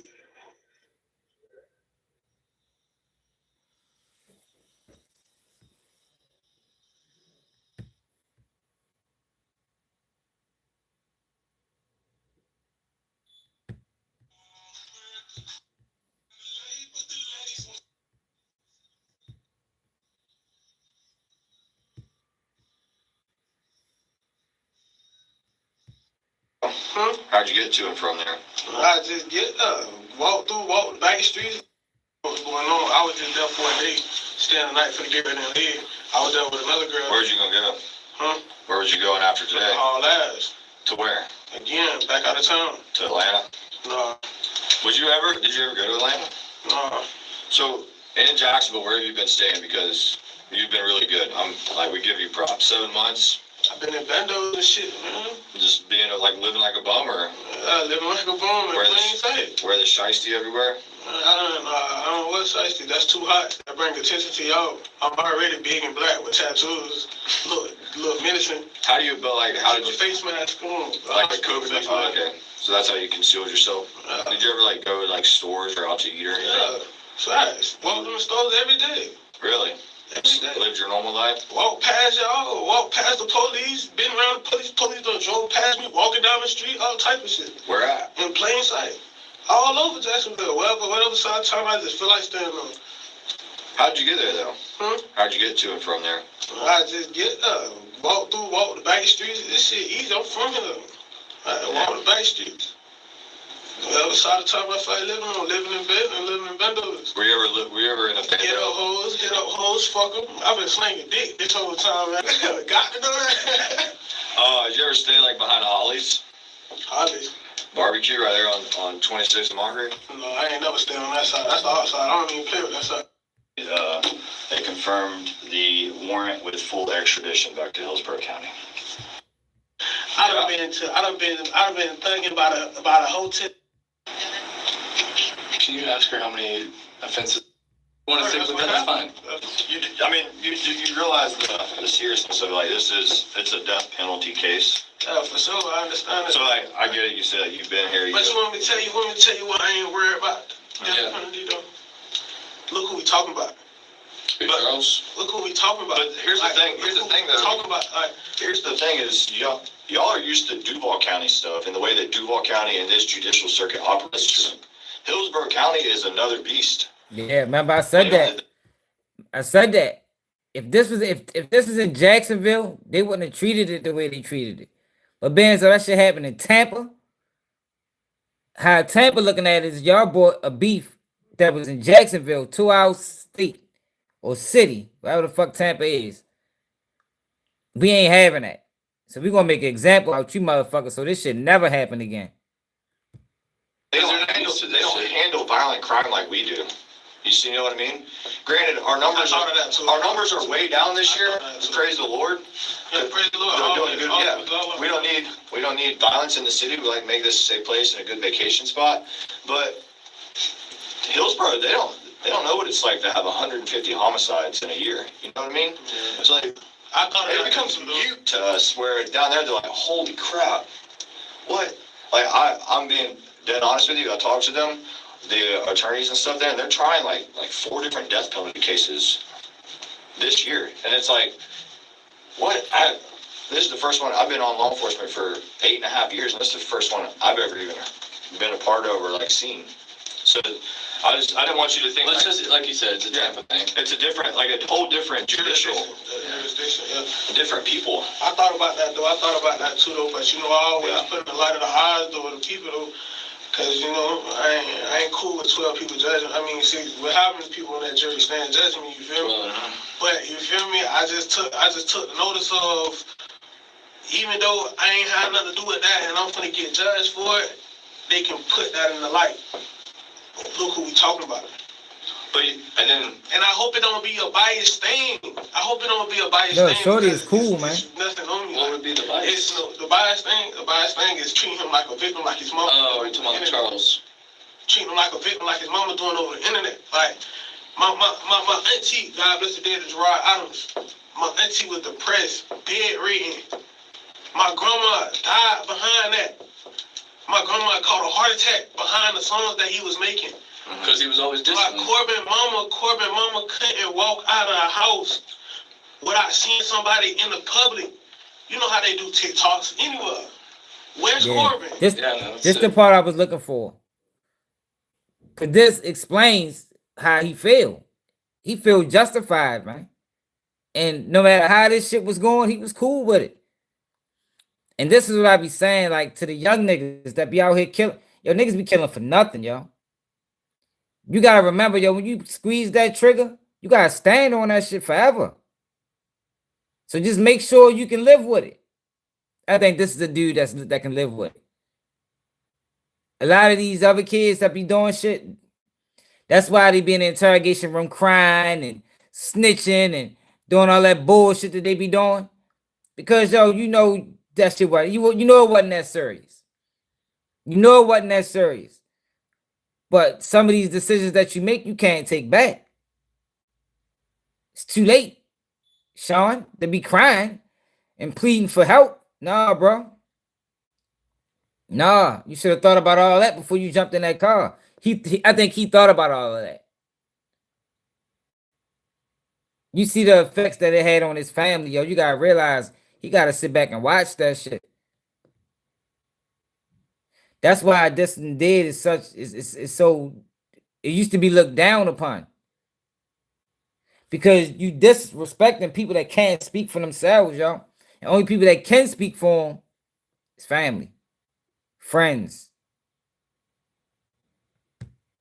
Like you gotta feel like somebody pissed on my cousin grave. Like you gotta feel that. You gotta feel like who we talking to. I just prayed it wasn't biased. I just prayed it don't be biased. I ain't had nothing to do with it. I'ma remain my innocence, man. Whatever happened at the end of this, man, all goes to Allah, you feel me? Like to Allah came from, Allah returned, you feel me? So it's like I just pray they don't be biased. Don't be biased. Like the jury? Yeah, don't be biased. Don't treat him like a victim, like he was. Do you think that you know the state's gonna like try and do that though? Yeah, I mean, he ain't do no, he ain't snitching nothing. Like yo, see, this the thing, yo. I'm not like, yo, I got interrogated for hours and told him nothing. Like you can get interrogated for hours and don't tell him nothing. You know, just because you get interrogated and answer questions, that don't mean you snitching. Like he didn't tell on anybody. He didn't tell on anybody. Now, knowing what I know now, at the age I'm at now, if I was to give advice, I would say lawyer up off the rip. Don't sign over your Miranda rights, lawyer up. Because if they got you in this room, more than likely you're getting charged. So anything that you say ain't going to help you. All it can do is hurt you. I get the war and like what's going on and like the disrespect. I don't know nothing about it. I wasn't here, so I don't know nothing about it. No, but just what happened? I just got from the song. Gerard. He got murdered, right? Yeah, he got murdered. He got killed. It was a fight going wrong, and he got killed. By Robert. Yeah, I don't know. Well, he went to jail for it, so we could say it's by him. Never seen him. I just seen his face in the news and shit. I never seen him. We locked him up the day after. Don't know him. Don't know him at all. Like. Do you think he should be treated like a victim either, Kenny? Because he got hit up during this. I don't know, bro. Like, bro, it's like I think he was in one of the cars. Yeah, but do you see what I'm saying? Like, yeah, I get what you're saying. Like, it's mega disrespectful to even to say that stuff and do the things that they've done. But at the same time, that your group of friends have done similar. This ain't too innocent either. So you feel me? I'm a fair just man. You feel me? But that's them though. That ain't me. But do you think that somebody's words? I'm not in no song saying fuck this person and fuck this person. You ain't got no posts from back in the day. Even Sofa. I know y'all know who Officer Sofa is. Yeah. Sofa can't even show you no picture from back in the day. He been studying us since 2011. Yeah, you're right. But so he can't show you no picture where I said fuck these niggas. He can't show you a post where I said fuck these niggas. None of that. It's like it's But how do you feel? Do you feel like it's fucked in? I mean, honestly. Bro, my auntie, it's fucked them off for that part. My grandma and auntie was bedridden, bro. Like, so my auntie couldn't leave the house. Let me ask you this. They had to send people over there. My family members, my little cousins had to go over there and stay with my auntie and live with her so they can watch her and make sure she don't go over the edge. Now, you saw what happened when, but you heard and you've seen the direct impact it's had on your family and your friends. What would be the return of, what do you think the impact is on his family and friends? His family and friends. You see what I'm saying? It's like and that sucks for you watching your family go through that. What do you think? Do you think that's having the same effect on his family and friends? You're probably right. Or on like any of the other victims of this war's family and friends? Probably right. So. Are you worried about what the other people in this case are going to say? Like Alicia and Isaiah who didn't shoot at all? I don't know them. I know you don't know them. I don't know them. Like, what can they say about me?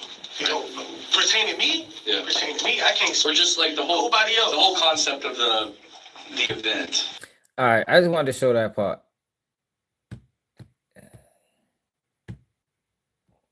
Now we can go back to Sean Gathright pleading for his life.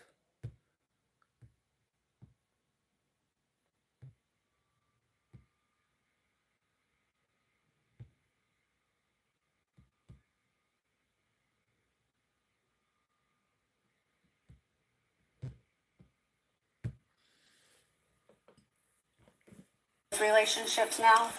Yeah, so, I mean, everybody who I, maintain a relationship with wasn't able to all be here today or, even testify. But, I talk to them daily, weekly, bi-weekly. I cherish my supporters very deeply. And I want to maintain a relationship with them for the rest of my life. And I know, we're not going to talk about the case itself, right? But you said that you were taking accountability, you felt remorseful. Tell us what you mean by that and what statement you want to make. To the victim's family, I want to send my deepest condolences. And I understand that it's hard losing a child, a best friend, a brother, a cousin. And for that, I just cannot say sorry enough. I feel terrible about the situation, but I'm a firm believer that God can use anything for good that the devil wants it for bad.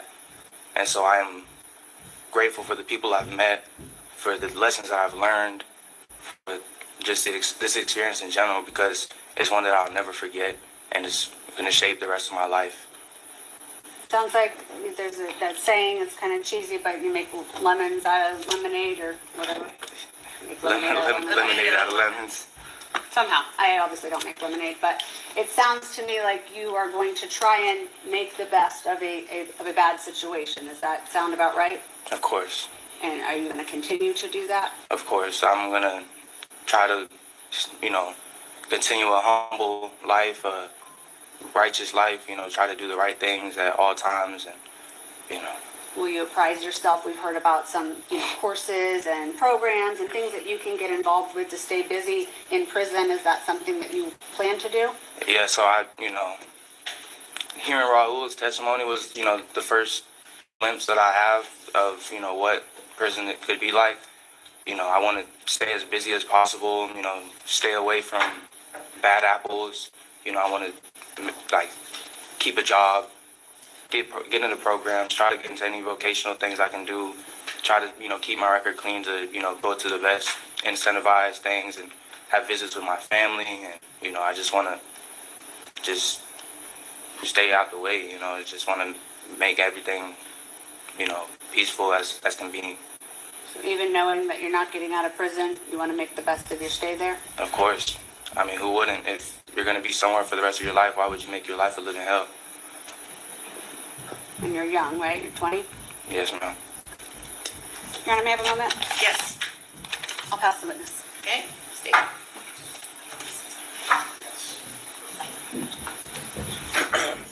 You would agree with me that Charles Jones was young too, wasn't he? Relatively young, yes, sir. 26, right? Yes, sir. That's what the evidence showed us, correct? You were sitting here watching that, correct? The evidence that came in over the last several weeks? I was right there. Yeah. And you want to take accountability now, correct? You want to take accountability now that this jury has found you guilty, correct? Yes, sir. Weeks after we went through a trial. Is that your testimony? Objection, Your Honor. I'm going to sustain the objection. You indicated this was a traumatic experience.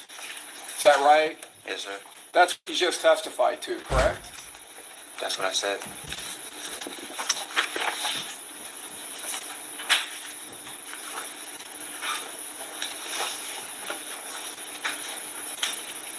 Here we go. This motherfucker. Now look, right? So what the prosecutor is trying to do is get him to admit to certain elements of the crime, which will in turn mess up his chances of appeal. This is why he shouldn't have never. Now he never did it. But this is why he shouldn't have never got on the stand. He's trying to get him to admit to certain elements of the crime. Real strategic. So if it ever came time to appeals process, they'd be able to basically say that you admitted to it. If he was to try to appeal on like certain grounds, evidentiary grounds. Her case rate, I think Alicia Andrews' case rate get overturned. That's what I think really happened with her. And if her case get overturned, they're not going to try her again on first-degree manslaughter. I don't know. I don't know why his lawyer allowed this. I don't know. Because they could have damn sure objected. And I think they did to a certain extent. I know they went to a sidebar. But, yeah, being as though Lisa Andrews didn't get charged with first-degree murder or get found guilty of first-degree murder, in the state of Florida, they can't try her again for that same charge. So if she was to get a new trial, they would have to try her on the count that she got found guilty of, which is first-degree manslaughter. And I don't think they'd be able to get a conviction on first-degree manslaughter. I don't think they'd be able to get a conviction on that. Wait, is that one moment, Your Honor? I don't know why it was there, bro. I ain't gonna lie. I didn't know that.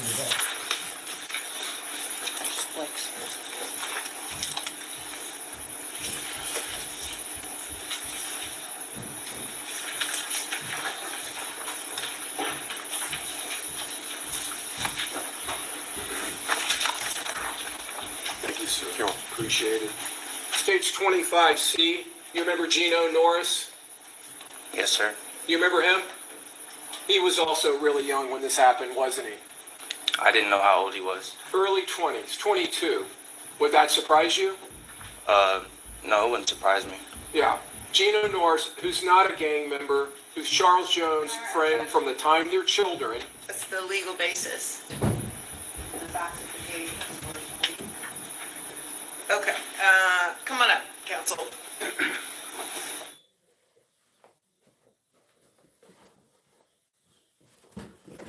Yeah, they did sidebar. I understand what you're trying to do. Why don't we just get there? All right. So this call. You said she was the mastermind? I don't think she was the mastermind. I don't even think Alicia Andrews knew what was going on. Yeah, I don't think Alicia Andrews even knew what was going on until it was too late. I believe her story, y'all. I believe that she really wanted to go to Tampa. Yeah, I believe she really wanted to go to Tampa. And Yo just was like, man, fuck it, come on. You know what I mean? I don't think she realized what was going on until it was too late, to be honest. Now, she should have never been there. But I don't think she should have got found guilty of first-degree murder. I don't. 6C, Xavier Edwards. 25C, Gino Norris. Yeah, she just was riding along. And you saw the autopsy photos of Charles Jones. My question to you is, after you and your friends inflicted that carnage on June 23rd, and as you were running stage... I think he was used for the guns. He shouldn't even have been there, man. I don't even think all these niggas knew each other. Like, I don't think Davion Murphy and Rashard Murphy actually knew y'all. Sean Gathright. Cause they don't even hang in the same, they weren't the same type of guys. They ain't hanging in the same circles. That's just my opinion, though. I don't know if they ever. I'm gonna show you what I'm talking about. 2059C, this is actually you running to It happened in Tampa. But when you were running Foolio was back killed. past that Tesla, were you feeling a lot of trauma at that point? Yeah, come on, but yeah, that was so long ago. Yeah, them text messages. If y'all remember when we covered that, I knew them text messages didn't hold no weight. Those text messages were 3 years prior. 3 years prior to this murder. And come on, there, you know, like I know that was just girl talk. She probably couldn't stand Foolio. I mean, she probably couldn't stand him. He was dissing people that she knew or was associated with. But that don't mean that she was involved in the murder plot. You understand what I'm saying? That don't, like, it's hard to really jump to that conclusion based off them old messages. You know, she was just a female that wanted to be in a mix. And this is the result of that. You know what I mean? Like, she should have stayed herself out of that shit. You know, you trying to fuck with niggas that's involved when you should have just left that shit alone. Let that shit, that, you know, the guys that were standing on that, let them stand on that. You stay the fuck out of that. But I don't think that based off them text messages, we could say that she was involved. Not from 3 years ago. Now, if she'd have wrote them text messages 3 days before the murder, those text messages would have had a way bigger impact on the trial. But not 3 years ago. No, not 3 years ago. It was old messages. Try to not remember anything from that night. Were you remorseful as you were running back with that AR-15 I know, in your Neil. hand? I know that. This is what I'm saying. All right. So Alicia Andrews' defense theory was they were supposed to go out of town, and they ain't go. They didn't go. So when this trip to Tampa, all right. So I'm just saying because I know how niggas play females out of position, man. So you probably came to her like, man, look, I gotta go to me and the guys, we going to Tampa for real. She probably like, I want to go. Now, when she say I want to go, what's his response? No. No. Why the fuck I can't go? Now, in her mind, she thinking you fucking with some bitches. You feel me? Why I can't go? I go everywhere else with you. Why the fuck I can't go to Tampa? Now it's a whole issue because you going to Tampa on some bullshit. She want to go with you because she don't trust you going to Tampa on your own because she think you might be fucking with some bitches. So it's all right. Well, fuck it. Come on, we can go. Now it's, yo, man, I can't fucking get away from the girl. Yo, she want to go, yo. She want to go, yo. I like, god damn, like, yo, fuck it. I'm just going to let her go. Now, when you get there, you riding around, she wondering like, what the fuck is going on? You ain't telling her though, because you don't really want her, you don't even want to hear. You feel me? But you ain't telling her what's going on because you definitely don't want her involved in this shit. But I can't let you leave either. You understand what I'm saying? So I think as the day progressed, as the night progressed, she came to the conclusion like, yo, this motherfucker on some shit. No, I mean, because I know I done played females out of position before, there. You feel me? Like I'm trying to tell you how this shit go. Like real talk. Like, you know what I mean? Like I'm trying to tell you how I go, man. I think over time she realized what was going on. But I don't think she actually went there because as a man, I'm not gonna, this is my girl. This ain't just no chick I'm having sex with. This is my girl. And she pregnant. I don't want you. I'm not gonna, if I need a girl, because the prosecution theory was she was there as almost like a cover up, you know. It'll look a lot better with her being there. Now, that's true. That's true. And ultimately, that could have been the reason why. But I don't think she knew.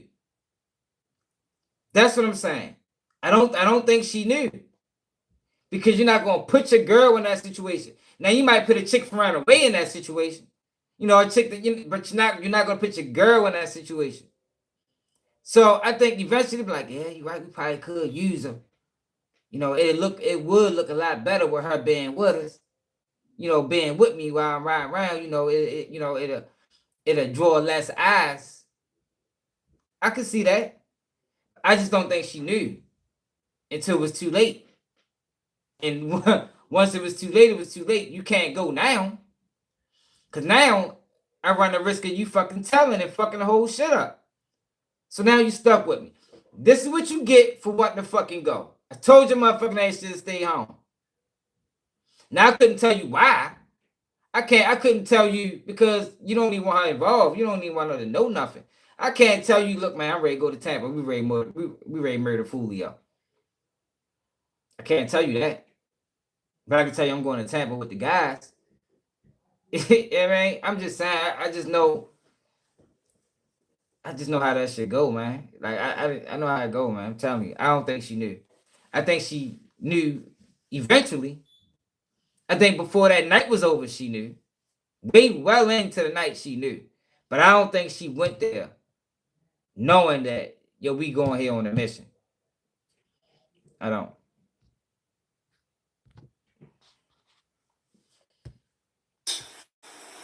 Like I said, I try to remember nothing from that night. No, she not. She not even facing. She only facing 15 years. The max, unless they add some aggravating factors. But I don't even know if she didn't do nothing. She only facing 15 years. The max. First degree manslaughter. Was it traumatic to you as you went back to the car with that AR-15? Was it still smoking? Was it still warm in your hands from firing it? I mean, but saying that she ain't had nothing to do with it would be basically implicating yourself in it. I mean, it basically be implicating yourself. I told y'all before though, when it came down to deals, so they drove to Tampa to just stay in a hotel. They didn't do anything else but go to. That's what I'm saying there. I think you're confusing what I'm saying. The plan was to get Foolio out of there. I think eventually, once she got to Tampa, I think she realized the plan. Once they didn't go in those spots and they just driving around, I think she realized the plan. But in order to convict her of first-degree murder, she would have to been a part of the plot. You understand what I'm saying? They didn't have any knowledge that she was a part of the plot like they had knowledge that they was. They got these people on text messages texting people, yo, what's up with Foolio? Ain't you at the party with him? What's his Airbnb? They don't have none of that from her. They don't have any of that from her. First-degree murder is premeditated, which means it was thought out, it was calculated, it was planned, it was executed. Or it don't even have to even be executed. They didn't have no evidence of that with her. Only evidence they had of her was she just was there. Remember, Neil, we was covering the case. I'm like, she's not going to get found guilty of no murder. They ain't had no evidence against her. I think she was only arrested because she didn't tell. If she'd have told, they'd have been let her go.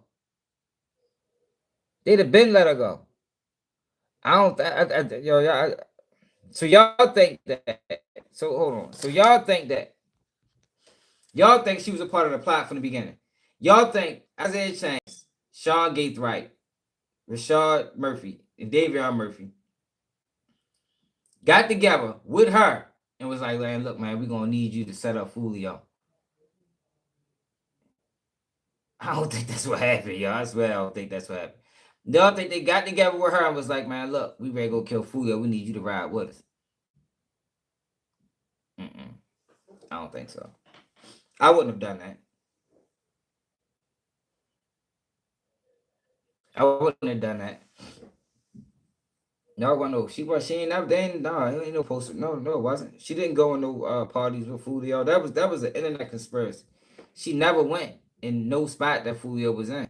They didn't go into nothing. They just was following him. I think she found out why the play was in motion. That's what makes sense to me. If she didn't know what was about to happen, he would have told her to stay in the room while they went to Foolio party. You would think that, but you never know the situation, man. Like, yo, come on, there, women. Let me tell you something about. Sometimes men are just allowed shit to go, just not to hear you. Man, y'all mouth is be out of control, man. Like, I don't think y'all understand that. Yo, sometimes, like, I done been in situations where it's like, all right, you don't want to listen? Go ahead. Now, I would never put my baby mother in that type of situation where, jail is on the line. You understand what I'm saying? But I can see a situation where he didn't want her to go. She kept bitching. She kept complaining. And he's just like, you know what? All right, fucking come on. Come on. I can see that, man.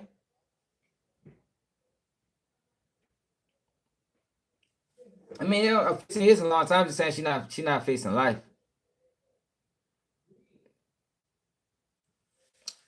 Y'all must not understand. Y'all don't get what I'm saying. I don't think y'all get what I'm saying, man. I'm saying I don't think she was a part of the plot. I think by the time she found out, it was too late, man. I'm not saying she didn't know at all. I'm not saying she didn't know at all.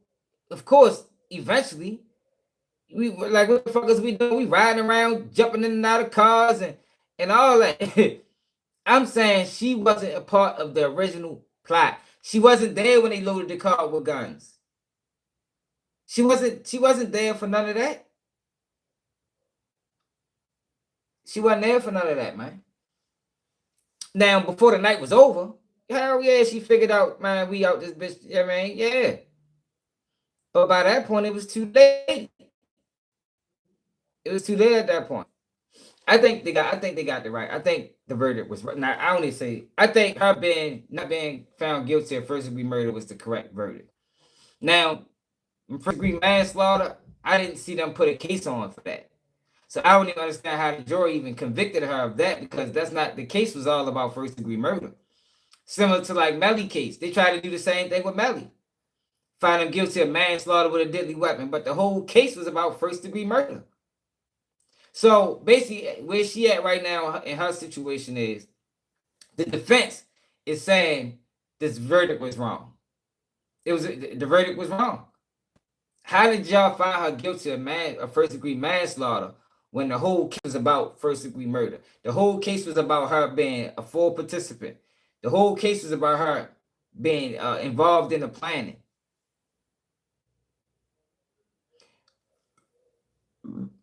They went there in separate cars. They went there in separate cars. And you gotta realize she young, man. Like, that's what I'm saying. Like, I don't know, man. I get it. I get it. Like, she's a young girl. She was like 19, 20. She's a young girl, man. She wasn't a grown adult. Like, she wasn't 35, 27. You know, she was 19, 20. She's a fucking kid. I can see a kid doing that. Yeah, going to Tampa with her man and his friends. Yeah, I can see a 20-year-old, 19-year-old girl doing that.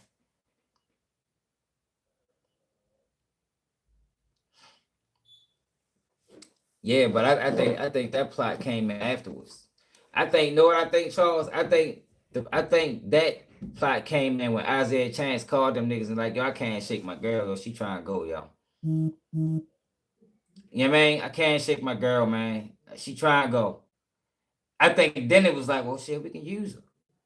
I mean, that's actually might not be a bad idea. You feel me? I'm just telling y'all, I've been in situations, y'all. I done been in certain situations, man. I'm trying to tell you, like, I know everybody's situation is different, but I can see when he called them and was like, yo, my girl trying to go. They probably, man, fuck that, man. Bitch can't come.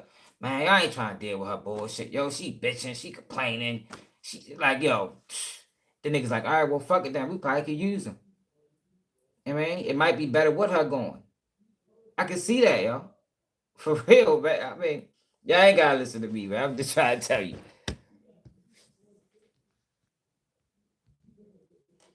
Just trying to tell y'all, man. No, you didn't, man. All right. I ain't saying nothing else about it. Sustain the objection.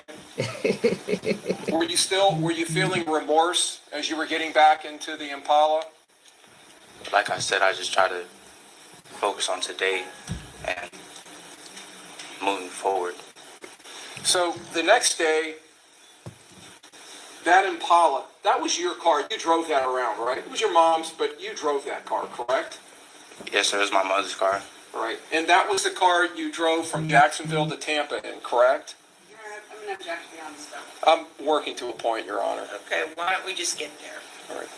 So this car, this Impala that you drove from Jacksonville to Tampa in with Mr. Chance and Miss Andrews, the one that you drove in tandem with the Silver Cruise, the same car that you utilized to drive the assault team, the shooting team, which you were a part of that night. That same car that you drove around Tampa in the early morning hours for several hours, tracking, stalking, and hunting Charles Jones and his entourage. Sustained. That same Impala, you drove that to Polk County the next day, and you dropped it at your grandmother. No, yo, that she never was in the party. She wasn't never in the party. That was the internet rumors. They never went into none of the establishments. House, right? The same grandmother who came in here last night and testified for you, correct? Overall, go ahead. You can answer that question. Isn't that correct? What is the question? You dropped the Impala, the one that had all of these shooters in it, the one that was utilized in this murder, that was such a vital cog in this plan. You dropped it at your so basically what I was saying is he's trying to get Sean Gathright to admit to certain elements of the case. That way, if it ever came up in appeals, he can't refute it. And he did a good job of not answering that. Now, his lawyer should have helped him. I'm surprised they allowed this line of question to continue, because that's not what this was about. Or his lawyer probably just told him to say what he said, because he stayed, persistent with, I'm not here to discuss the case. So maybe she did brief him. And that's why she didn't try to object. House in Auburndale, didn't you? I'm here to testify about today. Are you going to answer that question, or are you going to avoid it? Because that's not what I asked what you were doing here today. I think we all understand what you're here to do today, what you're testifying about. I'm asking you specifically about your remorse.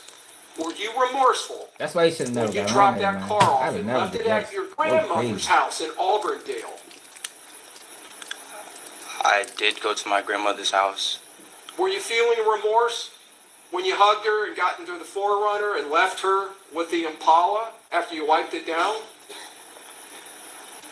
Sir, I'm just telling you that today I would like to express my remorse to the family and to the court. I understand what you're trying to do today. I'm asking you, since you're trying to convince this jury that you're remorseful, were you feeling remorse that next day or later that day? I don't remember these days in detail, how I was feeling, what I was she was thinking. Pregnant, man. What about later that night when you went to Orlando? I know. I ain't got the answer for that. I know. That is a good point. She did have one of the COVID mask. You're right. But that's what I'm saying. But I'm just saying. I think she... I do think she was aware once she got there. That's what I'm trying to tell y'all. I just don't think she was a part of the planning. I don't think she was a part of the planning, man. I don't. She was with Isaiah Chains. I don't think she was a part of the planning. Like, I ain't saying she didn't never know. I'm just saying by the time she found out, it was too late. Partying. But if you remember, when I covered the case, that was the most. Remember, if y'all remember when we covered her trial, because we didn't cover this trial, because we already knew what was gonna happen with this. But when we covered her trial, that I think that was the biggest hurdle that the defense had. Y'all remember that? The biggest hurdle to me was that fucking face mask, that COVID mask. But she was pregnant. Celebrating what you had done that day? That was my sister's birthday party. What did you feel any remorse while you were drinking Don Julio tequila and putting that in your video and throwing gang signs? Exactly. So, all right, so we basically saying the same thing now. I'm saying she shouldn't have been found guilty of first-degree murder, because first-degree murder means premeditation. It means premeditation. They didn't have any evidence of premeditation with her. They tried to use them text messages from 3 years ago, but that's not, not 3 years ago. Not 3 years ago. That wasn't enough evidence for me. If I was a juror, showing that she wanted Foolio did 3 years before he died, wouldn't be evidence of premeditation. Yeah, he shouldn't have never got up there. I would have never got up there. Like, his lawyer, I would have been like, nah. Yo, because these people don't care, man. You feel me? Like, these people, because that's my mentality. I got the mentality of Davion Murphy. Like, man, these people don't care, man. Yo, you can go up that bitch and cry, complain, be remorseful, apologize. Nigga, they still give your ass life in prison. That shit don't fucking matter, man. You might as well just deal with that shit. I'm here to testify about today, sir. We've all seen the evidence. We've all reviewed Mr. Chance, it's not time for you now to make speeches. You've politely answered your counsel's questions. Can you not answer the state's questions? Is there something about my question you don't understand? I was getting to I'm sorry, Mr. Gathright. I called you Mr. Chance. Excuse me. I was getting to my answer. Like I said, I've seen all the evidence. Well, we've all seen all the evidence. Yes, right? sir. That's true.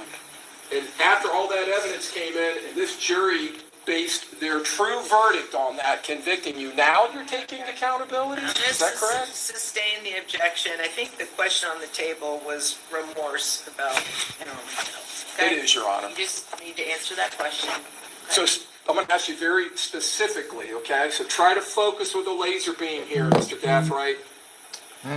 Were you feeling remorse when you were in Club Parlay in Orlando drinking Don Julio? Were you feeling remorse for what you did earlier that day? I don't remember how I was feeling or what I was thinking. Were you feeling remorse when you got pulled over in the Forerunner a couple of days later by the police?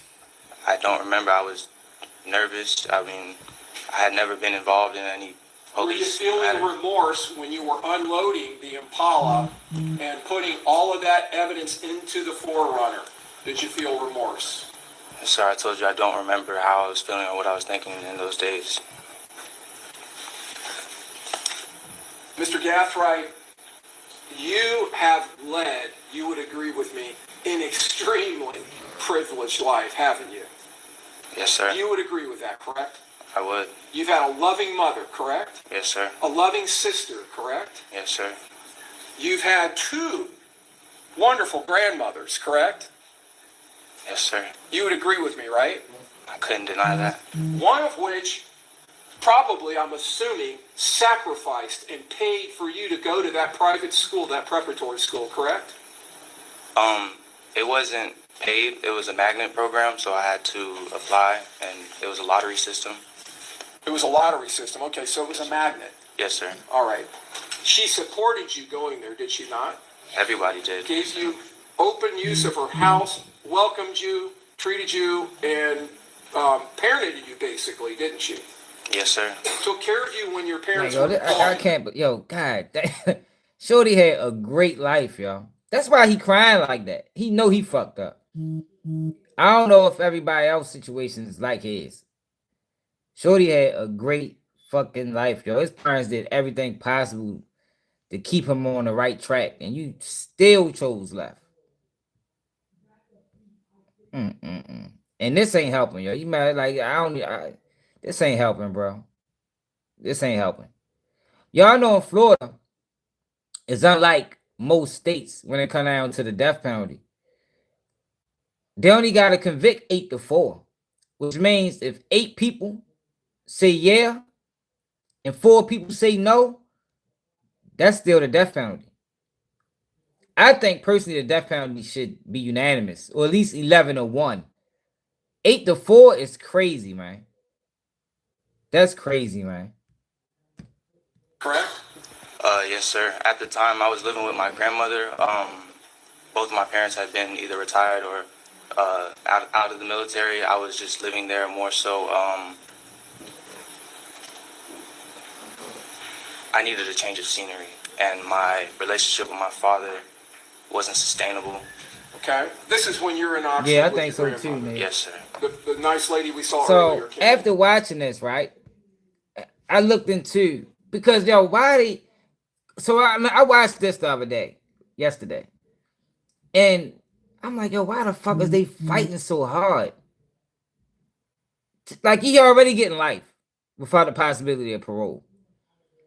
So I was thinking, like, yo, is it a financial incentive in giving somebody the death penalty? And everything I Googled said no, but it gotta be something. Like they said it was majority like political, you know, it serves as a deterrent from future crimes. Yeah, but why is he trying? Like he already getting life. Like why? Like this? Like he is actively trying to convince the jury that these people should die. I don't know, yo. That shit just crazy to me. I think me honestly, I probably rather die than get life in prison anyway. The fuck for real. You know what I mean? You know, life in prison is rough, man. That's a long time. Especially at that age. It ain't like these motherfuckers 40, 50. Shorty was 18 when he got locked up. They're gonna do another probably 18 to 20 years before they kill him. I don't know. Yes, sir. The one that has supported you, who spoke so lovingly about you, correct? Yes, sir. And so you went to this preparatory school, and whether you got in there through a lottery or not, you would agree with me, not everybody gets to go to a school like that, correct? The lottery school that the magnet school I went to was in middle school when I was living in Jacksonville. The school I went to in Oxford, it was just a public high school. Yo, to me, it's like to me, and I probably gotta do a whole bunch of Googling to really find the truth. So let me show y'all what it said, because I ain't understand this. Like I never knew. Like why is you cross-examining them? You feel me? Like let him, you know, tell his story. You know, gain sympathy. It's like he's fighting against his sympathy claim. You feel me? Like I just don't. That just don't make sense to me. Like why are you fighting against the man's sympathy claim, man? Like if he wanna have a last ditch attempt for the jury to sympathize with him, yo, let him do that shit. But it's like, nope, fuck no. No sympathy here. That's just a little crazy to be for real. Like, so is there a financial proponent into sentencing someone to the death penalty? Public support for the death penalty is mixed, while high costs and long appeals dominate debate. At the end of 2023, 2,557 people were on death row, while annual costs averaged about $190,000 per inmate, far above the roughly $38,000 for prison inmates. So they're saying it costs more money. So why are they fighting so hard to spend more money?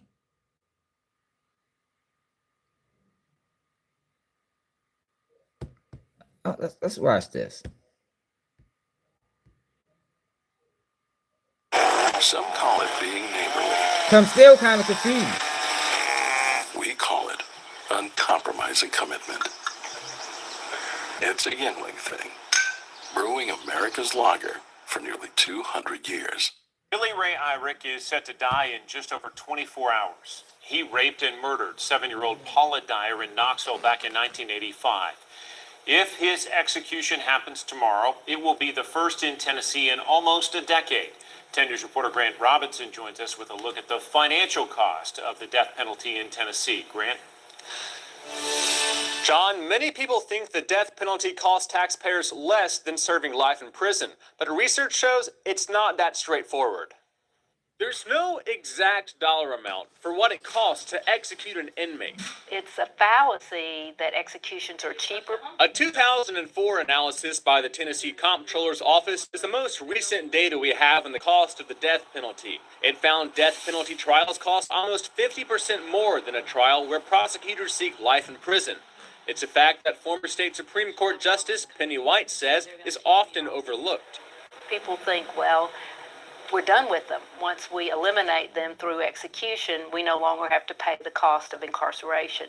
But that is a simplistic, oversimplistic view that doesn't take into account all the other costs. The investigations in capital cases demand more resources than other murder investigations, but it's the lengthy appeals process that costs the most money. There are 12 steps of appeals a convict can pursue before execution. The truth is, they can be used in any case that raises a constitutional What's that? issue. It's just that people are more likely to go through each of the processes when we're talking about killing someone. The Department of Corrections says housing death row inmates even costs more than housing general population inmates, an extra $25 a day. I think when we talk about cost, we also have to talk about benefits. States that have repealed the death penalty have actually seen a decrease in their homicide rates, and there's absolutely no information to suggest that the death penalty in any way deters violent crime. When looking only at the cost of incarceration, the 2004 study found executing an inmate saves the state on average $770,000 compared to dying naturally. That was calculated using 13 years as the average time spent on death row, and right now, Eric has been on death row for twice that long. Robin? All right, so it do save money. So it does save money. I figure there had to have been some type of financial incentive to it. Because these people only care about money. That's all it's about. The bottom line is always money. So when I was Googling it and it was telling me otherwise, like, I can't believe that, yo. Like, because he trying too hard. It got to be a financial incentive to it. A financial benefit. High school. Okay, my mistake. So you went to that preparatory school in Jacksonville. Yes, sir. But again, that school was not something that every kid gets to go to, right? Oh, sir. Not every kid gets to have a counselor and a role model like Mr. Edwards, correct? No, sir, I was very blessed. And not many children get to fly in planes with their stepfather, correct? No, sir. And fly around in Asia and get to see islands off the coast of Okinawa, correct? No, sir, I was And go on very camp- blessed. You are very blessed, aren't you? Yes, sir. And not every kid gets to go to Scotland, right? No, Damn. sir. Or Ireland. Scotland. No, sir. Or Paris. No, sir. Or London. No, sir. Or Spain. No, sir. Damn. Cape Town or Johannesburg? Or both in South Africa? Cape Town. Cape Town. Beautiful city, right?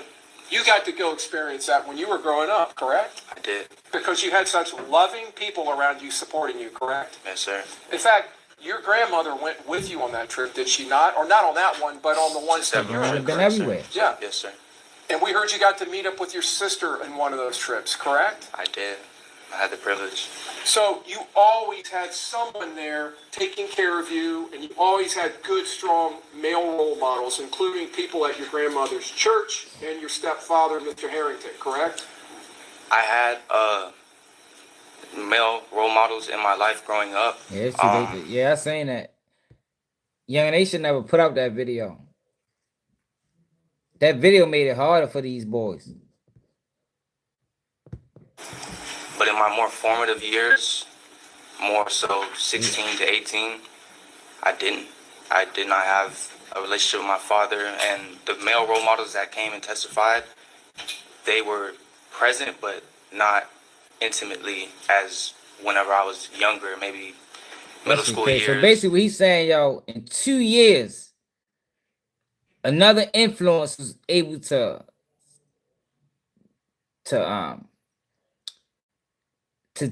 jump in and take yo in a whole nother direction. 2 years, man. But that just shows you how strong influence is. Negative influence. In a 2 years time frame, wiped away the 16 years prior. That's serious, man. That's serious. But when I Definitely turned around 16 to 18, it was the females that actually had that caregiving and, nurturing relationship with me. But thank you for clarifying that. I appreciate it. Yes, sir. Towards the more recent years, I didn't have that one-on-one and very close relationship with, those male role models in my life. You heard my stepfather say, after the divorce. I did hear that, Mr. Chance. Let me stop you, okay? And we'll go back to my question. I'm sorry. I think Young and Ace just rapping, Neil. I think Young and Ace is just rapping, similar to like Young Thug was with YSL. He just rapping. which is he needs to stop rapping this type of shit because, like I said, he made it hard for these boys. Like you gave them evidence. Whenever you put out a diss track after somebody died, that's evidence, my nigga. Part of that video helped convict these boys. It was stupid. Sorry, I keep calling you that, Mr. Gathright. Let me go back to what you said earlier. Between 16 and 18, you didn't have a male role model? Is that what you're telling the jury? I'm not saying I didn't have any That's a male mother role right there. models, but day to day, you know, young men need strong. That's not what I asked. I asked if you had a male role model between 16 and 18. I had a figure that I could go to, but not intimately. Mr. Edwards, right? Yes, sir. He had stayed in contact with you even when you graduated into high school, correct? Yes, sir. We definitely maintained a relationship, but And it you was. seemed to be pretty enthusiastic about that, right? Yes, sir. In Yes. fact, you went on a cruise with him at some point, did you not? Yeah, when I was younger, yes, we had a very close relationship. And then from what you're saying, if I understand it right, the Basically, basically what the prosecution is trying to show the jury that he ain't got no excuses.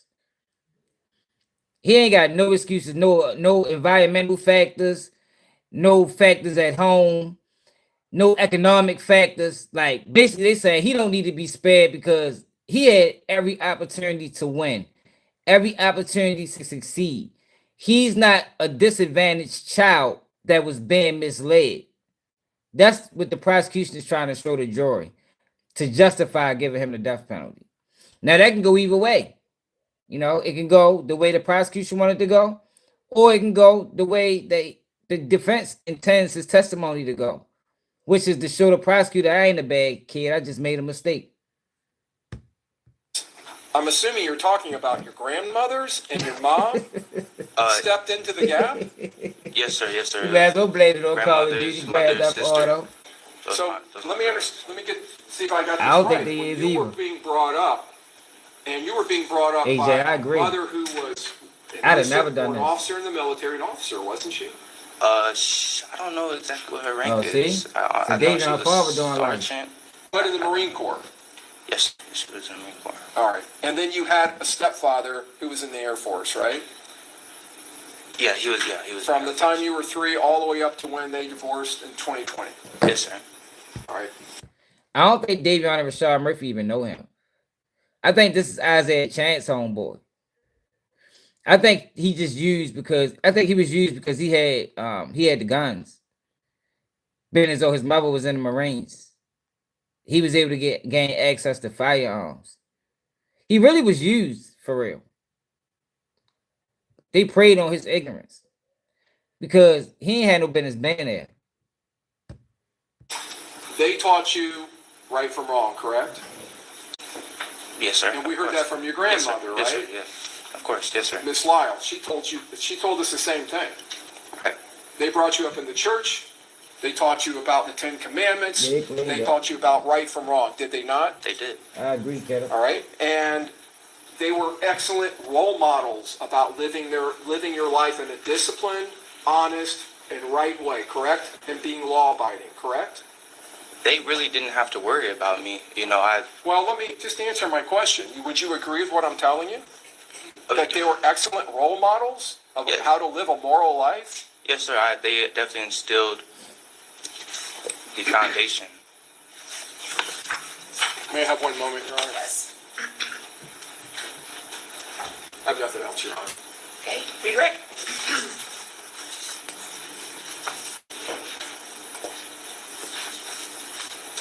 Mr. Gathright, despite living, I think I did that. Despite having what you called a blessed upbringing, For real? you still find yourself here today, right? Unfortunately. Where you had lived, we heard about Mississippi, and was Jacksonville different than where you had lived previously? Jacksonville was unlike any other city that I've lived in or visited or any other country. The cultures, the neighborhoods, the people, it's completely different. And how old were you when you kind of started experiencing that culture shock? So when I moved to Jacksonville, I was about 9 or 10 years old. You know, I didn't really know much about what the streets were, quote unquote, the streets were.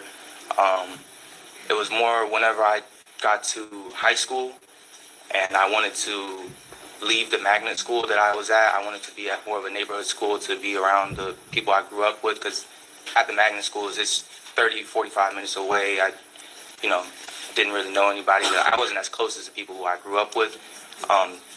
So around high school, that's when I started hearing about, you know, and seeing, you know, the different things like, you know, the drugs and people dying and, you know, stuff like that. And I was caught completely off guard, but I was curious, like, what is this? You know, I'm listening to the music, like, I was just, like, caught off guard. Like, I'd never experienced something like that, especially living in Japan and, you know, living in different states around the world. I mean, in the country, it didn't have what Jacksonville had.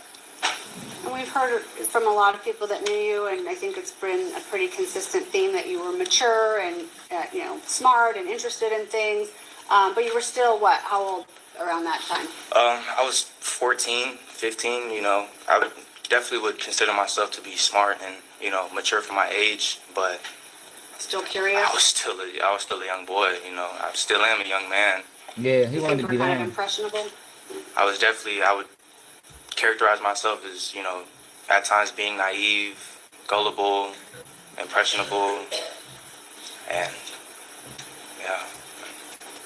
And so despite that upbringing, are you finding yourself, you know, you're in a different culture now, but you still want to be as successful as you can? Yeah, so being in the jail, you know, I'm by myself, especially in a city so far away. I don't know anybody, so I took this time to focus back in on myself and just get back to the basics, you know, what I know, you know, and without anybody being in my ear or influencing me, you know, I've cut out the noise, you know, there's not many distractions in jail, you know, it's the same thing every day. So I started to work out and, you know, programs, try to educate myself more, plan, you know, stuff like that. Everybody asks God for things, you know, what we want God to do for us. But a lot of the times we don't ask what God wants from us. And so I've asked God that question, you know, what do you want from me? You know, I'm asking all these things from you. What do you want from me? And he told me that he's calling me, like, I feel like my calling, or what he told me, was to be there for the youth, serve the youth, keep them from going down similar paths, because there's a better way. And the streets is not the way. The streets are not the way. Even having everything, trips and privilege and church and grandmas, and you still can find yourself going down a wrong path, right? Objection, leading.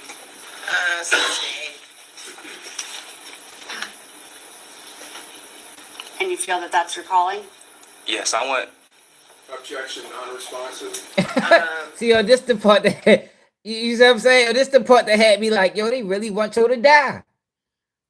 Like, why you just ain't allow him to answer that question, man? Like, did you really have to object to that?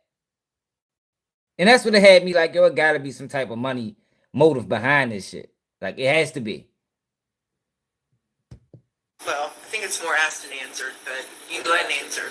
Just yes or no. Just answer yes or no. What was your calling? Just what you were describing. Yes, I do. I would like to. Well, I'm sorry. Yeah, Okay. no. Look. You just gotta wait for a question. Okay, Mr. Gathright. Yes, ma'am. This is crazy, man. I hate prosecutors, man. No further questions. I don't like Very good. prosecutors. All right, members of the jury, I'm gonna have you step in just 2 minutes quick, and then we will return. All right, y'all. I hope it worked out well for him. I wouldn't have done it. You know, I wouldn't have done it. I ain't gonna lie. I wouldn't have done that. I hope it work out for him. Really do. All right, y'all. So Big Bank, 6ix9ine. Yeah, I'm. No, matter of fact, before that, Adrien Broner.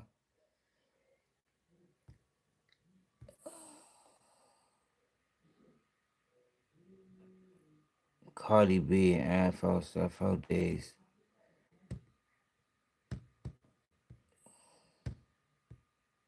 And heated conversation. Except for Cardi crazy motherfucker, man. That man Stephon fucking with them hoes, man. And man, Shorty fuck with them hoes. Man, let that man be. But I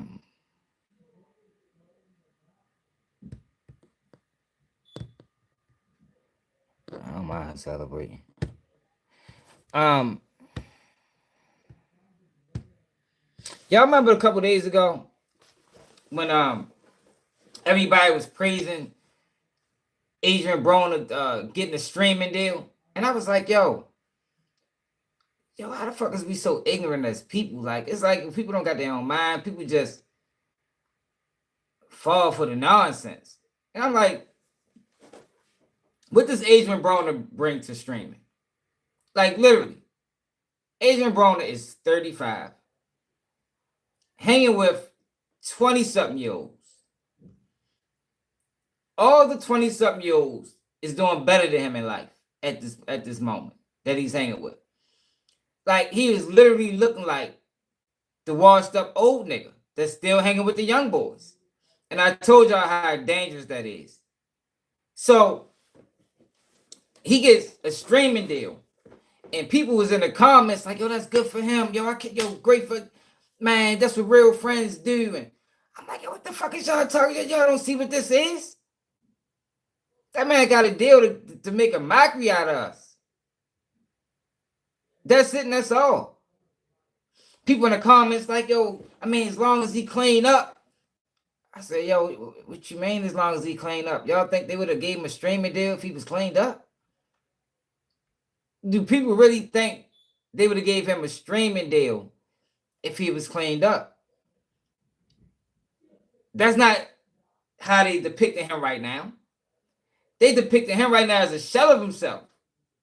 So if they are paying him to continue to be a shell of himself. They basically paying him to crash out while the world watches. That's it and that's all. But it just aggravates me, yo, that so many people can't see it. Like, yo, how is y'all not, like, I be pissed off. I ain't gonna lie. Like, I just be sick of the ignorance in black people. Like, for real. So, that was a couple days ago when we talked about that. And check them out. This is exactly what I was talking about. Check yo out right here. So the caption. Adrien Broner sparked immediate backlash during a recent live stream after a bizarre encounter with a woman. When the boxer requested for a smell test was shut down, he instantly fired back with a series of aggressive insults aimed at her hygiene. Y'all see me in the comments. Of course, me. Y'all said this was good for him. Look, he's a perfect example of how some men just doesn't. Yo, they are paying these people to make us look bad. Before I get to him, look at Blueface. I can't stand. I think Blueface is one of the biggest fucking sellouts that we currently have in the community. Biggest sellout. I don't like nothing about him. You heard what the one girl said. Yo, you playing a character on camera. You ain't this disrespectful in real life. But why would you want to be depicted this way when you know that perception is reality? When you know that when people watch you, they're gonna automatically correlate your behavior to black men. Meanwhile, this ain't even you in real life. So you're basically getting paid to make your own race, your own people look like fucking degenerates. So this nigga is on stream. I don't know when this was done. And he's having an argument about domestic violence problems in their relationship.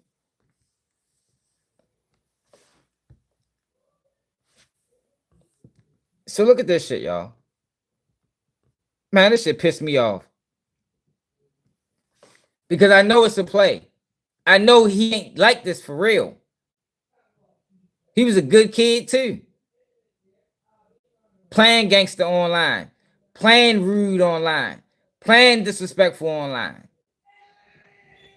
But what it does is it feeds into the stereotypes of black men.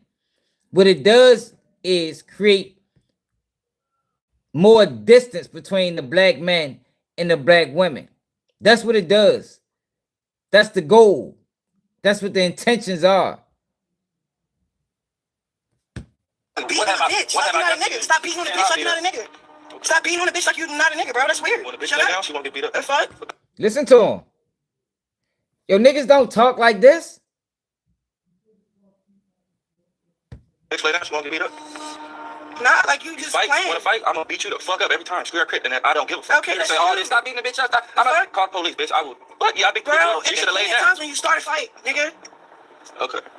And it was for no reason. Huh? So, bro, when I try to walk away. When I try to walk away the first time you ever put your hands on me. You ain't never walked away from a motherfucking. Yes, I did. Yes, I did. So where the fuck did you go? You ain't never walked away from anything bad for you. One time in the basement. You never walked away from anything bad for you. You never walked away from anything bad for you. Bro. Shut up. You never walked away from anything bad for you. Why you keep on trying to disrespect me for?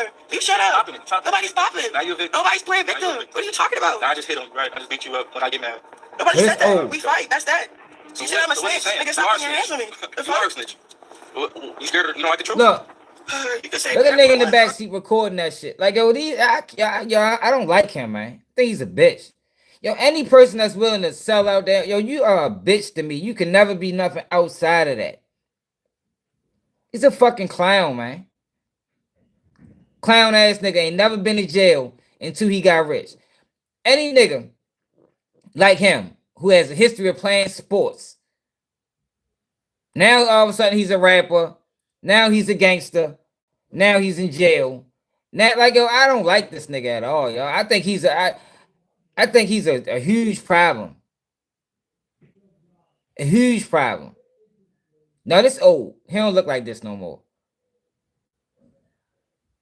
Like, I don't even know who the fuck this is that posted him. He fuck around be a coach of vulture. Probably not even black. Stop asking me. What have I done to you? What have I just told you? Snitch, you lie, you cheat, and you steal. That's enough for somebody to do to me, for me to say you're evil. So now you get the evil look. Nigga, stop beating the bitch. What have I done? Like, who talks like this, y'all? Especially on camera. Especially on camera. Well, why would you want to be shown in this light?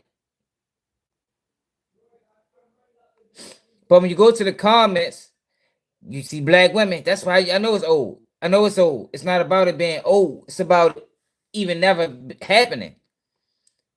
Because since he got this on camera, you got people like him, whatever page this is, whenever they feel like it, they can just repost it again.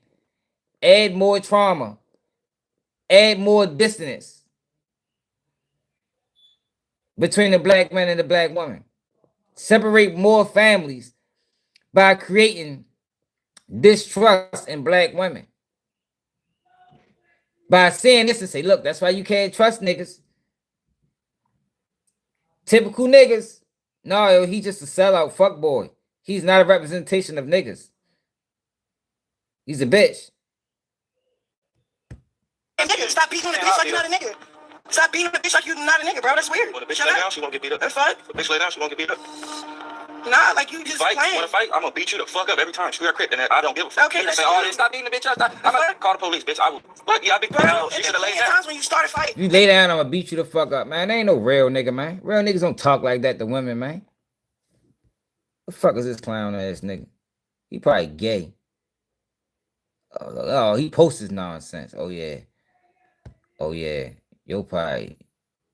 Is this the nigga right here?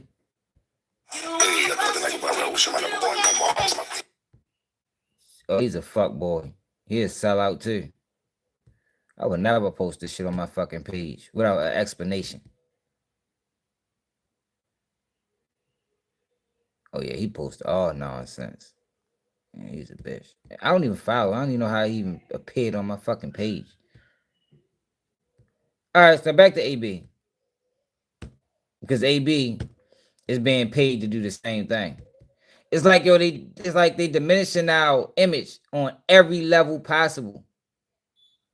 Every level possible. They coming after us on every level possible. And we is not even smart enough to recognize it. That's why I don't leave my true thoughts on certain people posts. I don't leave my true thoughts on certain people posts.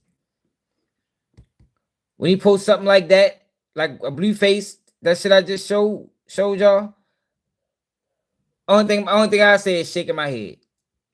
That's it. That's all. Nothing. Look, see, that's why a black woman be getting the shit beat out of them. She can't stop talking. No, I don't do that type of shit. Fuck no. Cause I know that's the plan. That's the role. That's the game. That's what they want. They want to sow seeds of division. So now you got AB, who has been on camera, drunk as a bitch, crashing out. Before I get to that, I think it's something else I was saying. I don't even know what he said right here. But listen to this nigga. AB. Adrien Broner says he went broke because he pays $17,000 a month in child support for 10 kids across different states. Look at, like, this doesn't even look at that. What is it? This man could be their father, some of them. Like, yo, why is he even with these niggas? Look how young these kids are. And look at him. It reminds me of the old aunt, the drunk aunt. You know, they had it all at one point and ain't got nothing now. And he just sit around telling old school stories to the young niggas. Oh, boy, in my time, boy, I was da-da-da-da-da. I was world champion. I was fucking all the bitches. And they just sitting back like, damn, aunt, what the fuck happened now? Like, you feel me? Like, we don't need this on camera, man. Ah! Yeah, that's what's in it. You got 10 kids? Yeah. Don't even live in LA? Offense and defense. You have 10 kids? Amir's in Dallas, Adrian, Atlanta, and Asir's in Miami, and Adrian, Armani, Raya, KJ. You got like 5 more. Oh, Naraya. Do you pay child support? Yeah, $17 a month. For all of them? Yeah. God damn. That's 17. What more do you want from me? You pay 17 bands and Meyer. Wait, bro, like. Ah! Yeah, that's what's in it. Like, yo, this is fucking ridiculous. Yo, what is that? Why is his collar all the way up like this? Like, come on, like, look at what they doing to him, man. Man, see, Ham, you done got tricked. That's what they want. Hey, Ham, I can't believe you just said that. They gave AB a chance to win again. That's what you think, bro? No, they didn't, y'all. They gave AB a chance to lose on camera. That's what they did, bro. They gave him no chance to win again, my nigga. They gave him a chance to lose on camera while the world watching. And at the same time, assassinate the character of the black man. That's what they did, bro. They're not giving this man no chance to win. They don't care if he win or not. They're trying to make niggas look like degenerates. Yeah, they're humiliating him, man. They're humiliating this man, bro. Look. Smell that. No! Oh, I think. Wow! The audacity!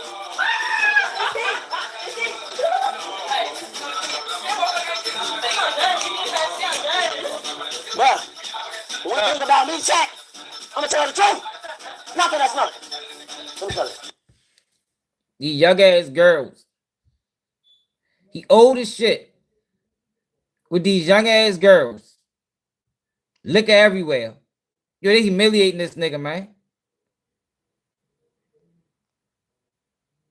Yeah, he sold out. But that's what they do. That's part of the plan. We can get a nigga at his lowest here, do anything for a bag. But the overall agenda is to assassinate the image. Yo, people gotta understand how media works, man. Media is about pushing narratives, pushing agendas. changing perception. That's what media was created for. It ain't just entertainment. Not black media.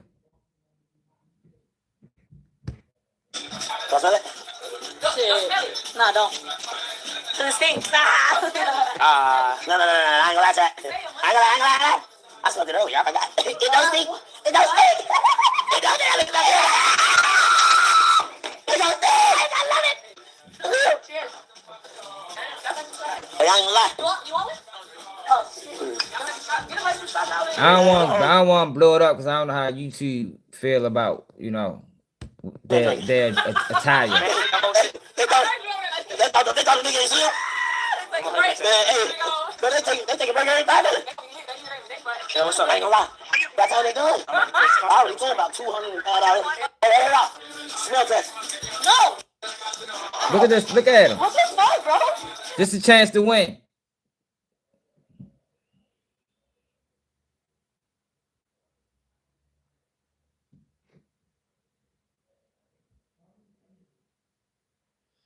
Yeah, I don't give a fuck about AB, bro. Like, yo, I don't fuck AB. I care about our image and how it's being depicted to the world, bro. To me, that supersedes anything that AB got going on, bro. You supposed to put your community first. That's what's wrong with us, yo. Too many people willing to sell out image for a bag. Yo, you supposed to put your community first. They would never have a white equivalent of AB. A motherfucking white champion, 4-time champion that was at the fucking height of boxing. They would never record his downfall, bro. They'd never record his downfall, my nigga. Man, fuck AB. Give a fuck about no AB. AB selling out.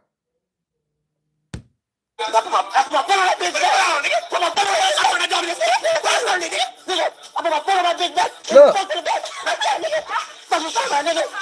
Yeah, nigga. That's how you do it. Hey, Ham, you must support selling out, bro. I don't. That's. I mean, ain't no other way to explain that, bro. I don't support selling out under no circumstances, nigga. It's always ways to get money, nigga. Hella ways to get money.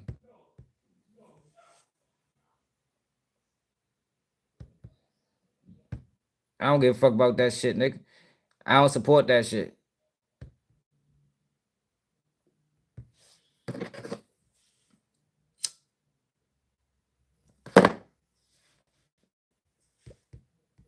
Look at this fucked up shit. They trying to pull on Michael Jackson. It started. New allegations against Michael Jackson. Like, yo, come on, man. Look at what they did to MJ. Look what they did to him. Yo, his baby mother already got on him.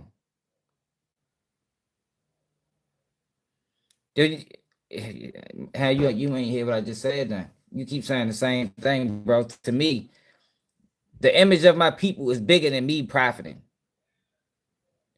The image of my people is bigger than me profiting, bro. I could have been sold out on this bitch if I just cared about me.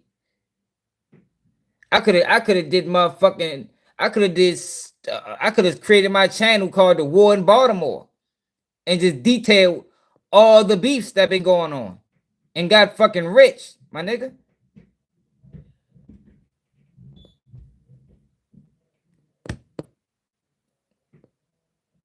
Yeah, that's why AB's a bitch, nigga, because he's a sellout.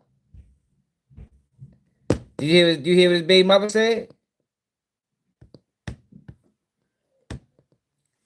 Adrien Broner, the kid's mother, approaches him about streaming.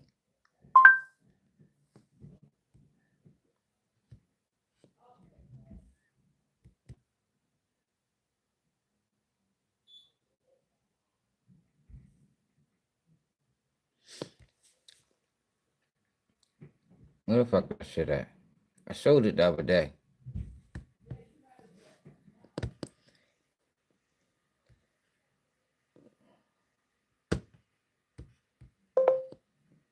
don't support sellouts, no matter who it is.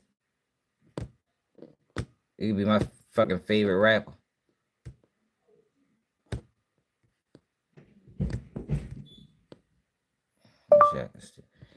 Adrien Broner.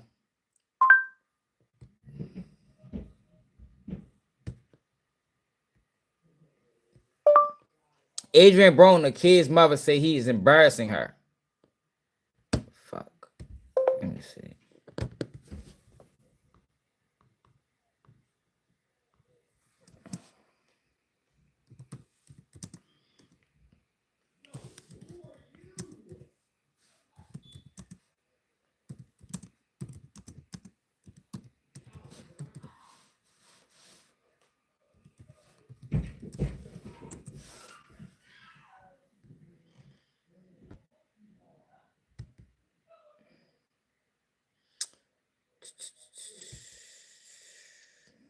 I showed it a couple days ago. It's on one of my other lives.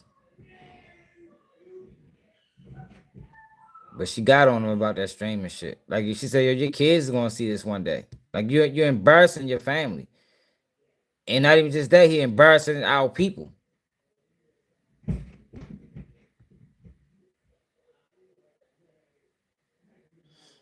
No, y'all, because at this point, see this what you not, this the thing, John. My thing is, yo, people are praising. You see my man Ham saying, you know what I mean? People are saying this is good. This is good for AB. I'm showing y'all this ain't good for AB. Yo, they will literally put a camera in AB face till he dies, man. It's not good for AB. All this is doing is adding ammunition for AB to keep falling. That's what they're doing. They're adding fuel to a fire that already is burning. You feel me? They're adding fuel to a fire that is already burning. And what I'm doing is showing people this is what's really going on. Not no AB got another chance. Salute the AB for no, fuck that shit. Yeah, fuck that. I don't give a fuck about that. You feel me? Yo, they is paying this nigga to crash. Ray J talked about this, y'all. I showed y'all what Ray. Let me go back to what Ray J told. Ray J then already expressed it. Ray J, Cam Newton. Ray J then already told everybody. Right here. It should be right where I need it to be. He told everybody. Because they paying. When she sees the enemies or the other side, their families, kids and shit, they're not going to be able to. Because they're paying him to crash out too. But what y'all got to understand is this feeds into the stereotypes that we're. When you're referring to the enemies. Yeah. This feeds into the stereotypes that we're trying to separate from. We're trying to separate from these stereotypes. We'll never be able to separate from these stereotypes as long as we got these niggas willing to sell out.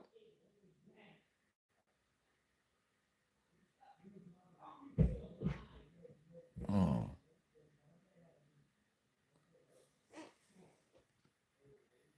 I should be right at the park.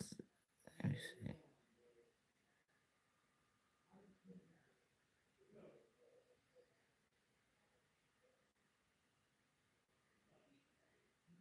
Business ventures, taxation, public perception, and media.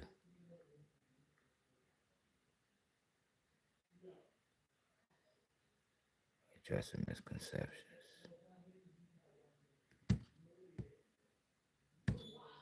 All right. Well, how did you guys even meet? Like, take us through the good time, right? Like, it was nothing but good times. Yeah. It was nothing. So how did the Whitney and Ray J thing become a thing? Because it just cause we just started bonding, bro. Like in Miami, but Whitney was Brandy's idol. That's all Brandy listened to. She fucking worshipped Whitney. She loved her and she emulated everything around her. You know what I'm saying? So I like Whitney too. Then I felt the same way, just different. Then when I seen her, shit, I went there, and that's how it happened. And then we was locked in for a long time, bro. And so, did the public know about? They knew about it for sure. They saw us. Here go right here. But we was gonna make it official. Here go right here. I just said that because they're like this in front of the camera. Listen to him. But I can just tell you what I'm showing you, so it's super blunt. Because I get in trouble. Listen to him. That it was a lie. It was so embedded in your soul to where it's something. All right. Like if you seen it, you'll be Listen like, to that Ray was J crazy. explain, since nobody want to listen to me. Listen to Ray J explain what these people are doing. He's a victim of it or a participant of it. I would kill it though. But after I would just go to the back and just lay on the floor and just be like lit. Just lit.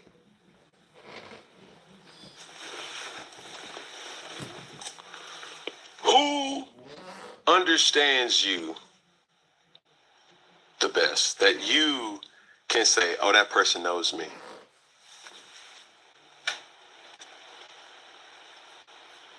My mom. My mom knows me. My mom's seen it. But nobody else has seen it like my mom's seen it. So I can tell you something, but you won't believe it. Because it's certain things that have been done in the industry and said, it's so concrete to where the lies of it are the 1,000 absolute % truth. There's no lie to that lie. It's been crafted so perfect to where you can't even untie it. Even if you wanted to, even if the people told you that it was a lie, it was so embedded in your soul to where it's something that you've been trained to know. And we have a lot to do with that kind of shit. And so eventually it's like... Can you give me an example? I can show you an example. And then when I show you the example... Listen to him. We should take a 2. Listen to him. This not my opinion, bro. See, that's the thing, yo. I'm not giving you my opinion, my nigga. I'm telling you, this is what's going on, my nigga. This is not my opinion, what they doing to Adrien Broner. This is facts. I'm trying to tell you what they're doing, bro. Look, Ray J ready to tell you. And he participates. So I think he would know more than anybody. You see the example, and then when I'm talking to you, you can see like the ramifications of what I'm dealing with on how I gotta do this a little bit. But I'm at the point now where like I'm about to fucking crash and just say everything. Because I'm not a slave, bro. I'm nobody's slave, and I'm nobody's coon, nigga. And that's it. And y'all niggas know what's happening. And y'all know what I'm about to do. And I'm saying y'all because I gotta keep it very vague. But it's y'all, and y'all. It's y'all, yeah. And then it's y'all. And then it's those motherfuckers over there too. And there's nothing you can do about it. Because I don't want your money. Suck my dick. Sorry. You were about to show me. I need to show you my phone.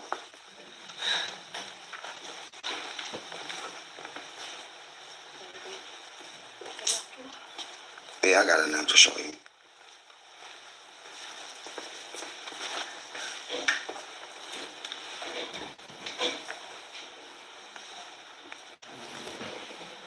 Yo, watch this first. Don't go nowhere. Watch Ray J. I really want to tell you straight up off camera real quick, and then come back in and just do it. And then I'll show you too, but I can just tell you what I'm showing you, so it's super blunt. Because I get in trouble if I just say it out here. I thought you can't say that you don't give a... No, it's not that, bro. I don't give a fuck. This ain't that though. Let me just give you a little insight on this shit, bro. It's dangerous out here. Then why you then I don't understand why are you pushing back on what I'm saying when like you're giving me your opinion. I'm telling you what they really doing. If I'm telling you what they really doing and showing you what they really doing, then what does opinion matters, bro? That don't really make sense, bro. Now, if you okay with selling the sellout, then hey, that's you. I'm not. I can't fuck with that. I can't support that. It's just serious, bro. Niggas don't really understand it. Because niggas really think that we're running around You here know, you like talk to me personally, so you know this how I really think. just Like, complaining. you know how I think, bro.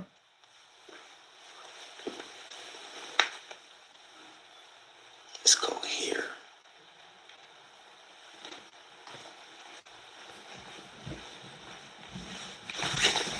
Y'all got my glasses?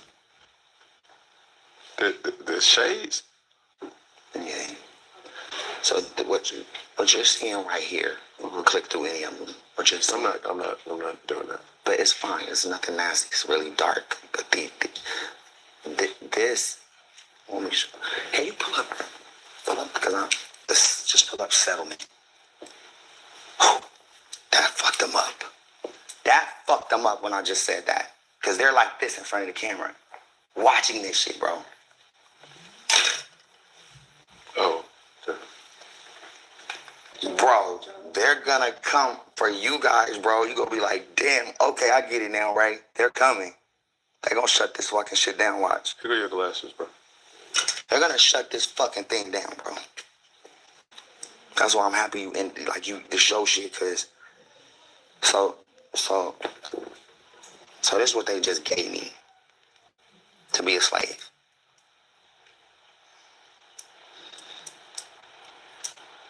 You see who it is? Yes, sir. Okay, so there's so much of it. We've been doing this shit for years. Bottom line is, this is what they're doing to us.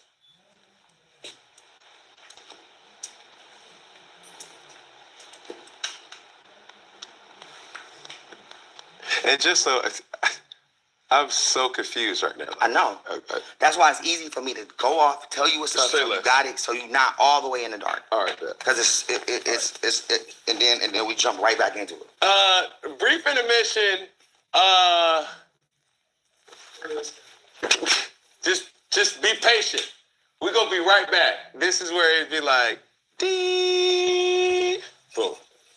And then when we sit down, it's like, okay, I know what you're going through. I got you. I know, you know what I mean?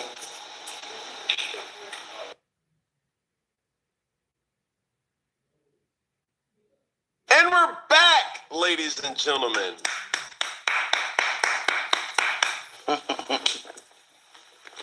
Now, Ray J. Yep. Let's start with this. Love it here. Cigarettes and cigars, some grown shit. What do you want to talk about? I want to talk about the truth. Okay. I want to talk about family. I want to talk about lies.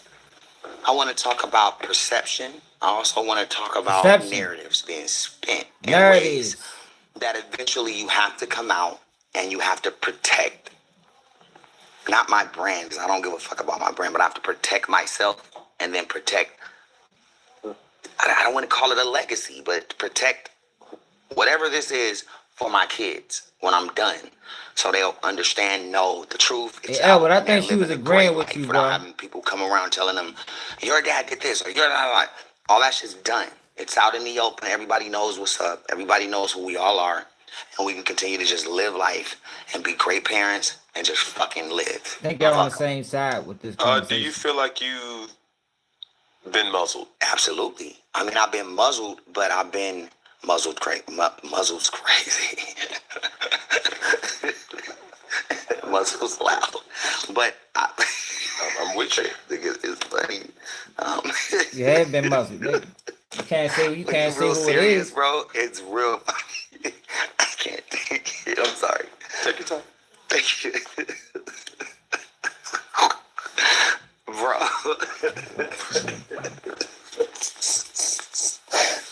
Oh man, that Woody thing is still in my mind. Okay. Come on, Ray. Get to the point, yo. Sorry. Okay. And we're back, ladies and gentlemen. Sorry, man. I'm ready to speed it up. It's okay, man. Take your time. I want you to do it. Lean in.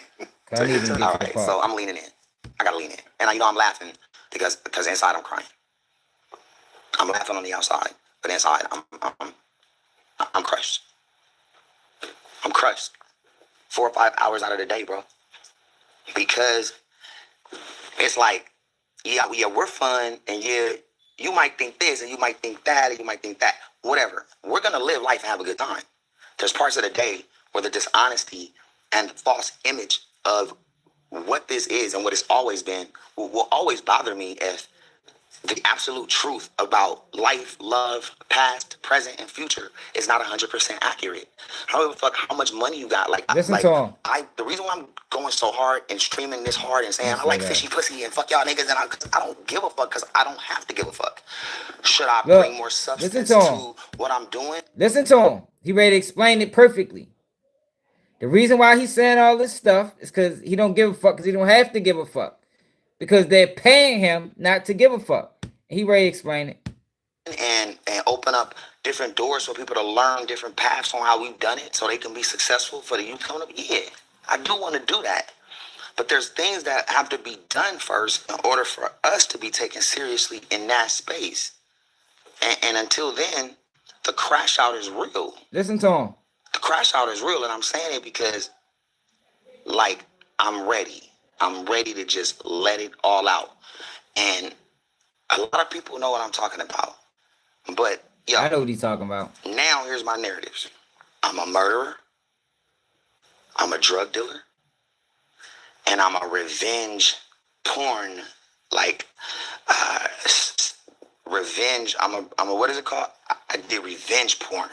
Revenge porn?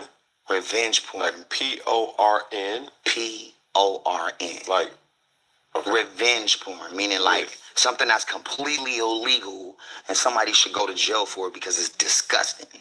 Like, it's the worst thing you could ever do to somebody, right? That's labeled on me. Okay. Forget now. We're talking from the beginning. So if you go all the way to somebody's done and your whole life's over, that's all there in these different stages. And then family after have to deal with that. That's what makes me go crazy. Loving my daughter, loving my son, and knowing how pure they are and how innocent they are, and knowing that this money that comes to you can affect you telling the truth. It could affect it. Because honestly, 200 million, you're not going to be quiet? I mean, you know, 20, 30, 40, 50, 60, how much is the truth worth? It's priceless. But money does a lot of fucking things, bro. It does things to people. And then you get to a point where you get so much money, it doesn't matter. And that's when you go, I know what I'm supposed to do. That's where I'm at. Okay, so this is what, and I owe a service, because like I said, I really love talking to people for, it may sound cuckoo, but I'm really curious. And then on the other hand, I owe a service to the audience that's really wondering, like, bro, what are you talking about? I'm talking about dirty fucking cunt devil bitches trying to take niggas out by creating shit that's not true for their own benefit and gain. Meaning RICO, meaning fraud, families. Like, okay, just go with Whitney. I love Whitney. I was with Whitney every fucking day. She was one of the most important people to me. Niggas is saying that I was in the room when she died. Bro, that's the biggest cap I've ever heard. I've heard it since the beginning. But when you know the truth, why do you have to jump out there and try to tell it to everybody? So I didn't care about what people were saying at first. But I think it's important that you use this platform, because one of the things that I was going to hit on is, number one, you mentioned murder, right? That's, if you look on all my comments, yes, every time I go live, anything, you killed Whitney. Okay. That happens in spam. Now speak your truth on that. Here's the truth. Just, it's not my truth. It's just certain times when narratives are going to the moon, that's not true. Everybody has you have to go and you have to shut certain things down. Right. The way they made that scene is so haunting to me. Here's why. I wasn't even there. I was nowhere around. Where were you? I was in San Diego doing a show. Okay. The Clive Davis event was the next day. We were going to go there together. And we were going to fucking really make the announcement that, like, you know what I'm saying? So y'all had a real relationship? 1,000%, bro. The real emotions? Bro, that was my people, bro. So that's how like, I barely speak on Whitney. She's Whitney Houston. Yes. That's Whitney Houston, but she's Whitney to me, right? And to me, it's just so distasteful for somebody to tell somebody something that the other person can't respond to. Right. To me, it's unfair. So I've always just never said nothing. But now that this shit's going everywhere, like, bro, it's just fucking hurtful, bro. Like, when I got back to the hotel, they did not let me up at first. Until everything was cleared and it was just a family, that's when I was able to go upstairs and see the family. This is there's a innocence with jumping to conclusion, and you can kind of see why. Obviously, there's similarities in names, but that was not you. I was nowhere to be found. Right. And I hate talking about it because I got so much love for her. I've never seen her in that state. Like, they tell you about me. Like, I was so fucked up after that shit happened. I tried hard drugs for the first time after this shit happened because I was just like, I didn't know what was going on, bro. I was totally like in awe of it. Did you ever witness her doing drugs? Whitney? Yes. I don't want to talk about that because then it's like, I can never put it like this. I'm way younger, bro. Mm-hmm. She's in control, bro. She's Whitney. She's a boss. And so to make me the big dog, I'm not the big dog, bro. I'm the little nigga, bro. I'm the little homie. But can I preface this too, though? And I don't want to be disrespectful to nobody here. I'm literally trying to see what you're comfortable with talking about. I told you I'm good, bro. To give perspective and just understand. I'm down to talk about anything. All right, well, how did you guys even meet? Like, take us through the good time, right? Like, it was nothing but good times. Yeah. My nigga, just let it go until it just keep going. Then you watching the Diddy trial. And then the lady's like, yo, so you had a drug dealer. Now I'm just watching like everybody else. Read the manuscript. Ray J was your drug dealer, huh? Was Ray J your drug dealer? Just pick my name out the fucking raffle with no substance or nothing to it. Just threw it out there. The girl on the stand, I don't even know her name. She was confused. Everybody was confused. When that court let out, is when all this shit with Whitney came back. Now Ray J's a drug dealer. I tried to go to a couple of award shows, respectful award shows, bro. They didn't even let me in, bro.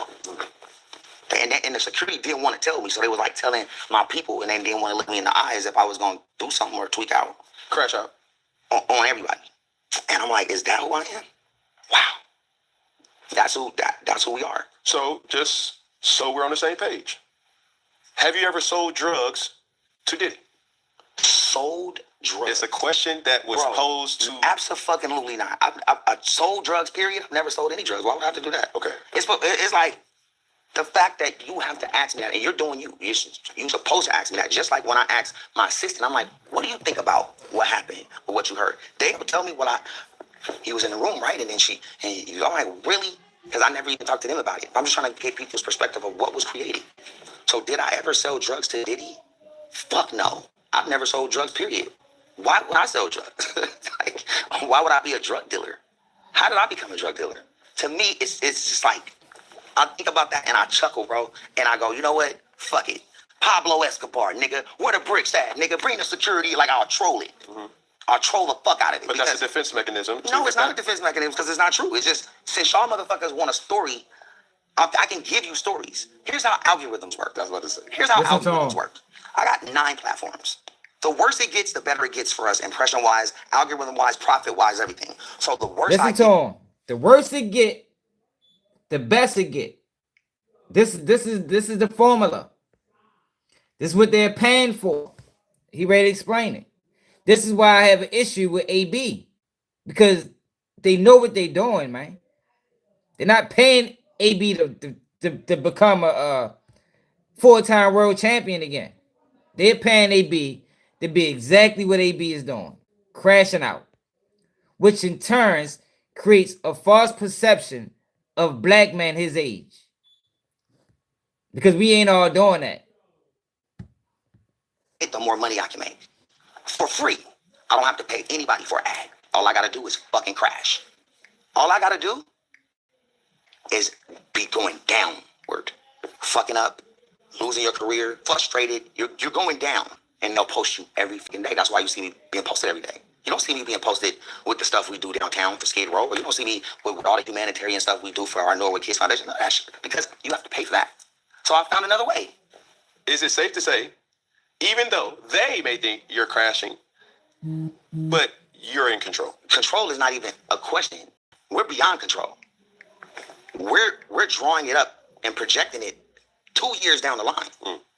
The problem is, during this process, there's stories like this, and there's other stories that affect me personally, emotionally, I don't know, bro. and where my, because there's good and evil. So the good is like, yo, you're good, and this is bothering you because you're good, and they're making you evil. I could play evil, but then you start saying shit about something I did to Whitney, which is crazy, and it hurts me, and I just had to come out and say it because, you know, you could go on like, I don't know if Diane Sawyer is still living, but, or what's the lady from what's Oprah's friend? You know, I just wanted to show y'all that, y'all. This is why I got an issue with AB. This is why, y'all. Because this is what they're doing to him. Yo, Ray J is losing. He not even, well, I don't know how it is now, but at this time, him and the things that the antics that they're paying him to do online is fracturing the relationship he got with his fucking family, man. His baby mother, his kids, his daughters, his sister. This is bullshit. Why is it people that's so hell-bent on pushing negativity into the black community? It's other forms of entertainment. You can be entertaining without being a buffoon. You can be entertaining without being a coon. But that's not what they paying us to do. do this fucking, like, they'll want to go there with it. It's not that serious. It's like, I'm gonna tell Kim the shit, because I need to fucking just clean the slate, bro. Like, I was not even there. So with that being said, how much defamation has been done? How many blogs that's watching this should take that shit down today, or tomorrow y'all gonna have to pay me, or right? to apologize. I mean, yeah, to really apologize. It's like, how would I be able to do that and just stroll up on out of there and go home? Like, if you really do the math, you already know it's bullshit, but you don't even try to. You just believe. And with that being said, 9 times out of 10, I never respond, because it's like, let that shit go. There's a few things that have like wings, and then they start going, and then everybody's calling like, yo, you gotta put that to bed. And so I just had to say it, bro. Like, I never ever wanted to talk about that. Like, nobody was ever supposed to have that conversation with me, because it's just so sacred. Yeah. And somebody's not here anymore. But I gotta defend myself, and for my daughter and for my son now to read on this, that they're the only 2 people that matter. They matter about how they look at me, but then how the world is telling them about me. That matters to me. So the world, eventually, my son is 5, my daughter's 7. The world's gonna tell them about me too. If I can't lay it all out before my daughter's like 9, or like I got like a year and a half for it all to be done, because my daughter's gonna start understanding it all. This can't be. All these narratives have to be shut down when my daughter gets to that age, so she can just comfortably just, you know what I'm saying, live life. And when she sees the enemies or the other side, their family's kids and shit, they're not gonna be able to say nothing false. When you're referring to the enemies, yeah, who are enemies? Are people that have created like stories like the thing with Whitney. Yeah, those people. Man, fuck yeah. Yeah. You say they pay clowns at a circus. Does that make that person a clown because they work for the circus to take care of that family? Technically. Yeah. If you're a clown, if that's what the fuck your job is, you're a clown. Yeah, you're a clown, man. Yeah, but this is way different than that, yo, because this is bigger than that. Because these guys aren't wearing costumes. Notably. You understand? They're being portrayed image-wise like real people. You understand? When you see Ray J say the things that he say and do the things that he do, you don't think, the average person doesn't think he's playing a character. Outsiders not even interested, even trying to figure out if he's playing a character. All they know is stereotypical black man. And it justifies the mistreatment. It justifies the abuse. It justifies in other people's mind, when you see a buffoon acting out, it justifies all the other things that's being said and done to him. That's what makes it dangerous. That's what makes it to a point where it's like, yo, fuck these niggas. when it come to AB, I'm not mad at AB for taking the money. Yeah, he got to feed his family. But I'm telling the people, when you see that, know what you're watching. Know what it's doing. So you don't put as much stock into it. You don't look at AB and say, look at this. Look at this nigga crashing out. Typical black man. No, you look at him, oh, he's selling out for the bag. That's what you do. Not, oh, good for AB. Yeah, but what's good for AB might be bad for the culture. Might be bad for our image. And at that point, if it's bad for our image, is it really good for AB? You heard what Ray J said. The money going up, but everything else is going down. Your image is going down. Your integrity is going down. Your morals is going down. Your principles is going down. Your respect, your honor, your dignity is all going down. But your money is going up. Is that a win? Not to me. Maybe to some people, but not to me. To me, you losing, my nigga. Like Big Bang. Ray get on his ass next.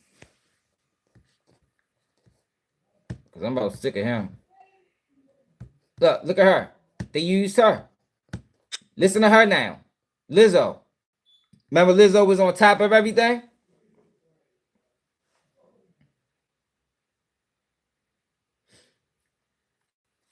Look at Lizzo. She was on top of the world, right? Used the shit out of her. She helped push this narrative that, you can be overweight and still dress like you slim. You can be overweight, unhealthy, and you can still wear revealing outfits. Basically, you don't even got to take care of yourself. Just live your life. They done with her now. They succeeded. You go outside and look around. They succeeded with the agenda. But listen to her now. I don't know, but I'm crashing out on my label right now because I just really, I don't know. I feel like there's not any marketing money being put towards all of my ideas. Like I had an idea, we had a meeting a month ago with a bunch of incredible ideas. None of them have been implemented. I text them weekly things that I want to see done in the digital space and ideas and things I want to make. I don't see them get done. I don't see them. And it's just, I'm starting to really, really, really feel down about it because it's like I feel helpless. It's like, what can I do? What more can I do? I've been on TV. I've been posting every fucking day. I be posting to the songs. I shot 2 music videos, put them out. I don't know, but I'm crashing out on my label right now because I just really I'm like, damn, what the fuck else do I need to do? Right now I'm literally coming up with ideas to do more marketing, but it's in 2026, unless you're a brand new artist or somebody no one's ever heard of and is getting, popping off finally, finally getting recognized, it's really hard to cut the fuck through. They used her, man. And now they done with her.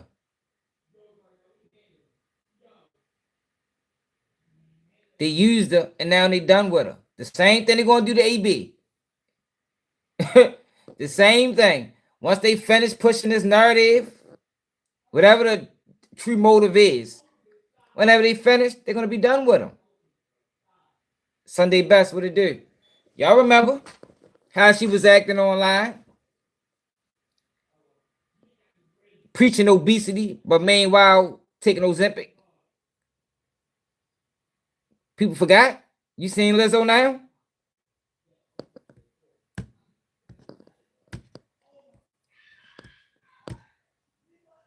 Before and after pic of Lizzo. According to rap-up.com, the Grammy winner posted before and after photos and detailed her fitness regimen, reminding fans she's putting in the work. Check them out here. How many other girls that she promoted that shit so you can do that? Look like she lost down a whole person.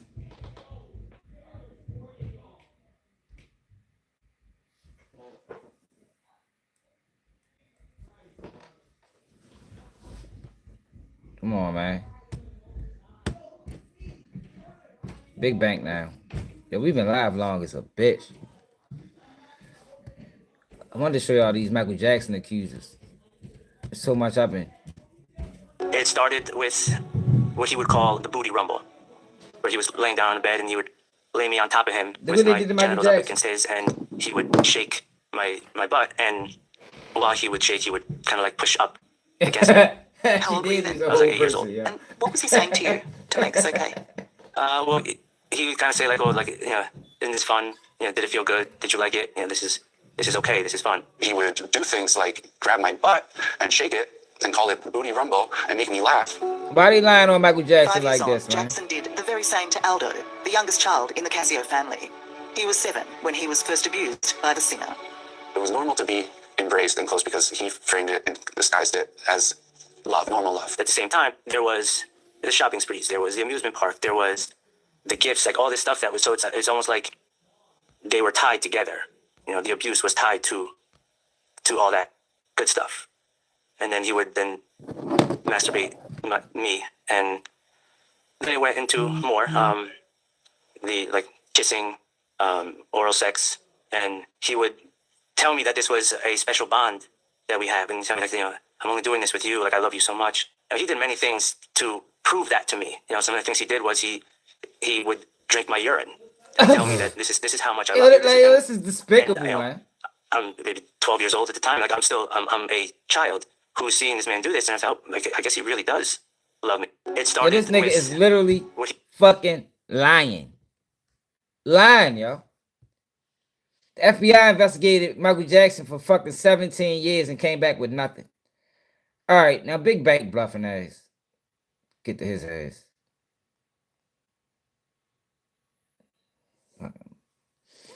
Sellout ass nigga. Like, even with the 6ix9ine thing, yo. Like, oh, they are trying hard as a motherfucker to force 6ix9ine back into the culture. Like, trying very, very hard. I ain't need to show you all these motherfucking shootouts. Oh, dang, we ain't gonna be able to cover everything, right? I want to show y'all these shootouts that I've seen. I ain't gonna show y'all that. It's getting late. We've been live for about 5 hours.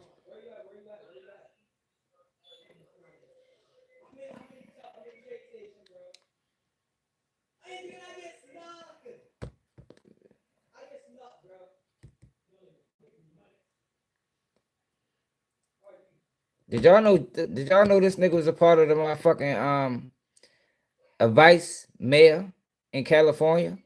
Jason Lee? Did y'all know this? I didn't know this. How is this, like, with all the negativity and nonsense he pushed on this channel? This nigga's a fucking Democratic vice mayor of California, Stockton. I Googled it, it's true. Crazy, right?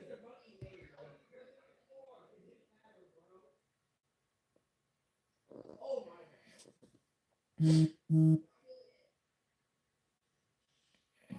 say what?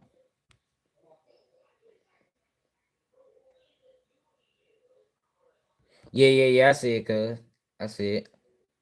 I don't know what them gifts mean though. I ain't gonna lie, I don't know. I see it though. Yeah, Big Bank. This ain't no new shit.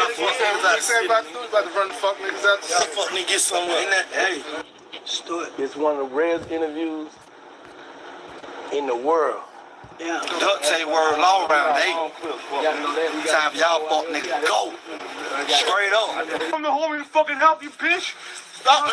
21 Savage's here off a U visa. Ain't no new shit. Sometimes the truth is just too much. Bro, what I'm saying? Get your fuck ass on. 21 Savage here on a U visa. That means he was a victim of a crime. So he online trolling. Where the fuck is the video at?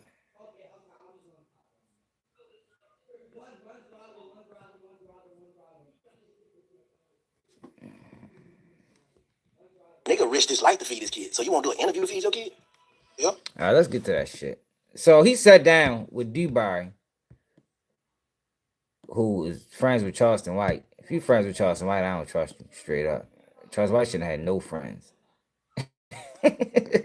Y'all know I be extreme, yo, but I be so serious. Like, yo, I really move like this in real life, right? Like, I can't do fuckery, man. I can't. I don't want no parts of it.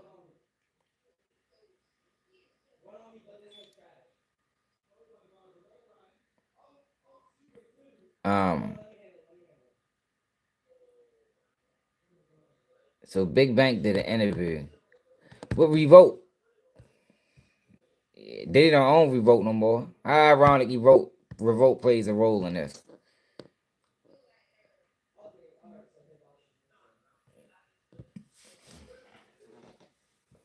Hey Neil, ain't your sister Carly? Where the fuck she been at? To make you one agree with him or disagree with him. I ain't saying that in a minute. What the fuck? I ain't even saying you in a minute, Neil. Fuck you been at? Y'all be disappearing and shit. I ain't seen your sister though in a while. Is everybody mad at this nigga 6'9" for? My mother house is bigger than I.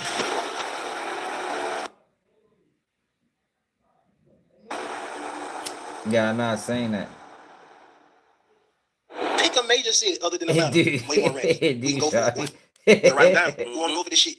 Who want to do this shit? We gonna double back. What city want to do this shit? Rat for rat, nigga. Who want to go rat for rat? Hold on. We ain't in the league. I bet we last. I bet we last. You niggas ain't last, nigga. You niggas is definitely not last.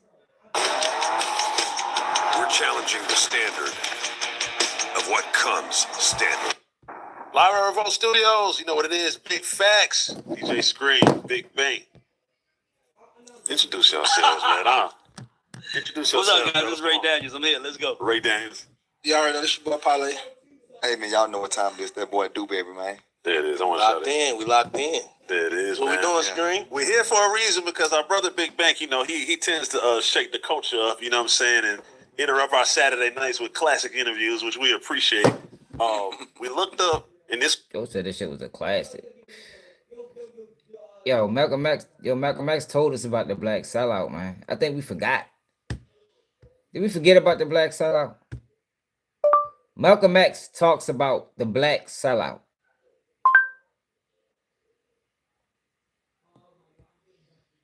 I think people forgot, man. They're the most dangerous thing we got. Malcolm X, why are you leaving the Nation of Islam, usually referred to as the Black Muslim movement? I'm glad you said usually referred to as police brutality and other ills that afflict the Negro community. But we won't be joining them, nor will they be joining us. But we will work together on any objective that we have in common, trade. And in some cases, we ourselves haven't been as flexible as we could be. But things are shaping up now where something will be done to get some kind of unity among the groups. Yeah. She told me that you was a things sister. can get mighty bad. You have spoken of Negro discontent with the progress of civil rights. What do you think about that? Yes, the black people in this That's what's country up, are though. completely dissatisfied. Gotta get that disillusioned, motherfucking money. disenchanted with the entire civil rights movement. You suggest that Negroes vote for him in the coming election. I wouldn't suggest that they vote for. Yeah, I would see your interviewing Gunner made more sense. At least Gunner from Atlanta. Yo, they're trying. Yo, see the thing is with 6ix9ine, right? Is why are they trying so? And it's somebody moving behind 6ix9ine. Like whoever's pushing 6ix9ine is trying so hard to bring him back into the culture. Why? All he ever did was antagonize. That's all he ever did was antagonize, man. I think he Jay Reed. I think he a Fed agent, to be honest. Or either party. I would suggest that the so-called aware that this man is awakened to the power that he holds, then that person who is running will approach that Negro on a more intelligent plane. As it is right now, most of the Negro leaders sell out to the white politicians for crumbs. And a political awakening among Negroes will make it impossible for the present Negro leaders to sell our people out as they've been doing in the past. So you do think Negroes should vote? Negroes should do whatever is necessary to. Her name Carly. She used to be here. She come here sometime. If it, when I say whatever is necessary, they should have the flexibility to do whatever is necessary to solve the problem. Well, what is your answer to it now? Is it still separatism, a separate nation of your own in this country or in Africa? All right, let's get back to Big Banger now. Cause we've been live long as a bitch. We've been live all day. The fuck? Yo, we fucking literally been live all day. I picked my kids up at 2:20. I think we've been live since about 3. So we ain't gonna spend a whole bunch of time on him. We already discussed him at length. Oh, that's your little sister? I ain't know which one of y'all was older. So who was following the page first, Neil? You or her? I think she might have been following the page longer than you. I appreciate it.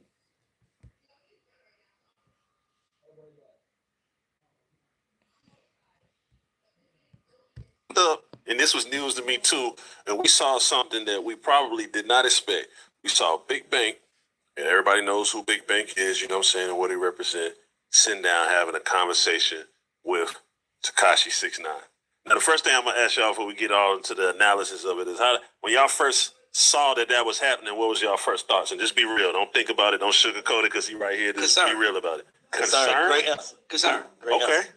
My first, it was only concern because, so like, I take Atlanta personal, right? Like, we don't really have problems here, right? And if we do, it's real. So when I saw Wack saying, nah, I was like, you open yourself up to that other, when you do an interview, you open yourself to a door. I was concerned because I'm like, man, like, if you sat down with him, you got to be good with whatever come with it. So on some Atlantis, that was my thought process. Like, just concerned about my. Okay. So I already knew it was going on. It's different with me and Bank. Me and Bank, we talk about stuff like this. And me and Bank like the seesaw. 9 times out of 10, if he's saying yes about something, I'm saying no about it. If I'm saying yes about it, 9 times out of 10, he's saying no about it. You know what I'm saying? And over the years, what we've been able to do is start leveling the seesaw. You know what I'm saying? So we've been talking about, this next journey of our life. Everything we've been through, everything we overcame to be where we at now and be the people that we are now. You know what I'm saying? Bank says stuff like, we don't earn the right to do whatever we want to do. Man, fuck out of here. And when you get to that place like me, dog, like I got. On the flip side, so he got what he needed. There was no way I was probably going to sit down and a lot of us listen. You know what I'm saying? That's what I'm trying to say. I need to press that button right now. Yeah, that was talking that shit, bro. Because it be niggas to say, well, Bank goddamn, what about this? Bro, I ain't clean. What? I don't shit. I did some shit. But it wasn't my character. Yeah. It was my behavior. Real shit. And your environment dictates your behavior. Man. So all the bait, like you just said, if you around snakes all day, well, yeah, gonna be a snake. Because you gotta be a snake to be around snakes. Or you gonna get if bit. That's right, what it is, bro. You know what I'm saying? So you can never blame a person for the environment they is. But I just want to put a term on it. And that's what I'm thinking, bro. Ben is his connection to Revolt. Yeah, I think he was told to do that. That is what I think now, y'all. I think he was participant in on a play. That's why it looks so bad. Because whoever is trying to push 6ix9ine, they're trying to push him. And Big Bank allowed them to use him to do it. I can't fuck with that, bro. Can't fuck with that. We talking about real, we talking about street good character. Okay. When we say street nigga, that's what? That's just operating the streets. Okay. That done survived the jungle. For sure. You can't turn me into a snake. I've been around a lot of snakes. Sure. I ain't gonna never turn into that mother. You know how they think though. I'm a gorilla though. Yeah. Sure. So therefore, everybody understand their position and Man, you hang with Charleston White. Man, that's what I'm saying. Like, these niggas, you hung with Charleston White, bro. That was your right-hand man, my nigga. How's you a gorilla? How's you a gorilla? Like this is like these guys get on plat and just be yo, I don't give a fuck how much time you did in the joint. Yo, you hang with fucking Charleston White, bro. You's a fucking clown. You's a clown, bro. Bro, yeah. You know what I'm saying? Everybody around me can be whatever they want to be. I ain't gonna turn into it. Right. I just know my distance and I know my lane. But you can't affiliate it with it because it ain't gonna mix. But You know what I'm saying? I can go around it. But I can't affiliate with it. You know what I'm saying? I can't intertwine with it. Yeah, make it know I'm not with this. Yeah, I'm not. With you, but I ain't with you. D-Body I know do you, affiliate with but I ain't with that. Yeah. Like I with him, but I ain't with what he with. You know what I'm saying? That's what I'm trying to say. That's all. Chevy Equinox helps bring confidence to your drive garbage. and value you can count Man, on. they 3.9% financing. They need to put some real niggas on, man. Like real people with real perspectives and real opinions that stand on what they say. Not these guys. I can't fuck with these guys, man. That's why I don't watch none of them. Only time I see these people is on the Instagram. That's it. Like, far as me looking for their channels, that shit rarely happens. I like the underground dudes. So as you started to watch it, did you become more concerned or less concerned? Well, my concern was, hey, like I said, like when I do a video, I swear to God, I don't think about the people. I think about the person that I'm talking about in the video. Like that's my only concern. So my concern was Bank, right? Because it's like you got to remember something. I think differently, right? The axe remembers, the axe forgets, the tree remembers.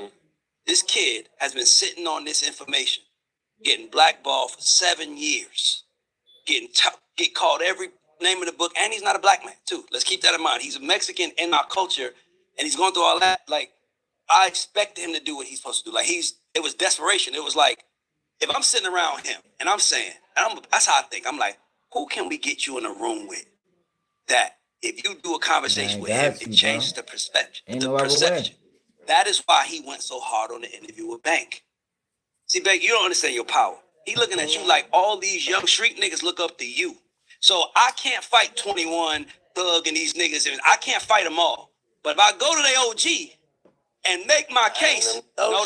And his perception, his perception is you as OG on some Atlanta shit. Like that's I'm gonna go to their OG because they gotta be their OG. That definitely was 6ix9ine perception. That was his purpose. That was his thought pattern going into that situation. I can go over top of all these niggas. I go to Bank. They respect Bank. That's why Bank should have never did the interview. Especially when he's not even there intellectually to even, deal with a person like 6ix9ine.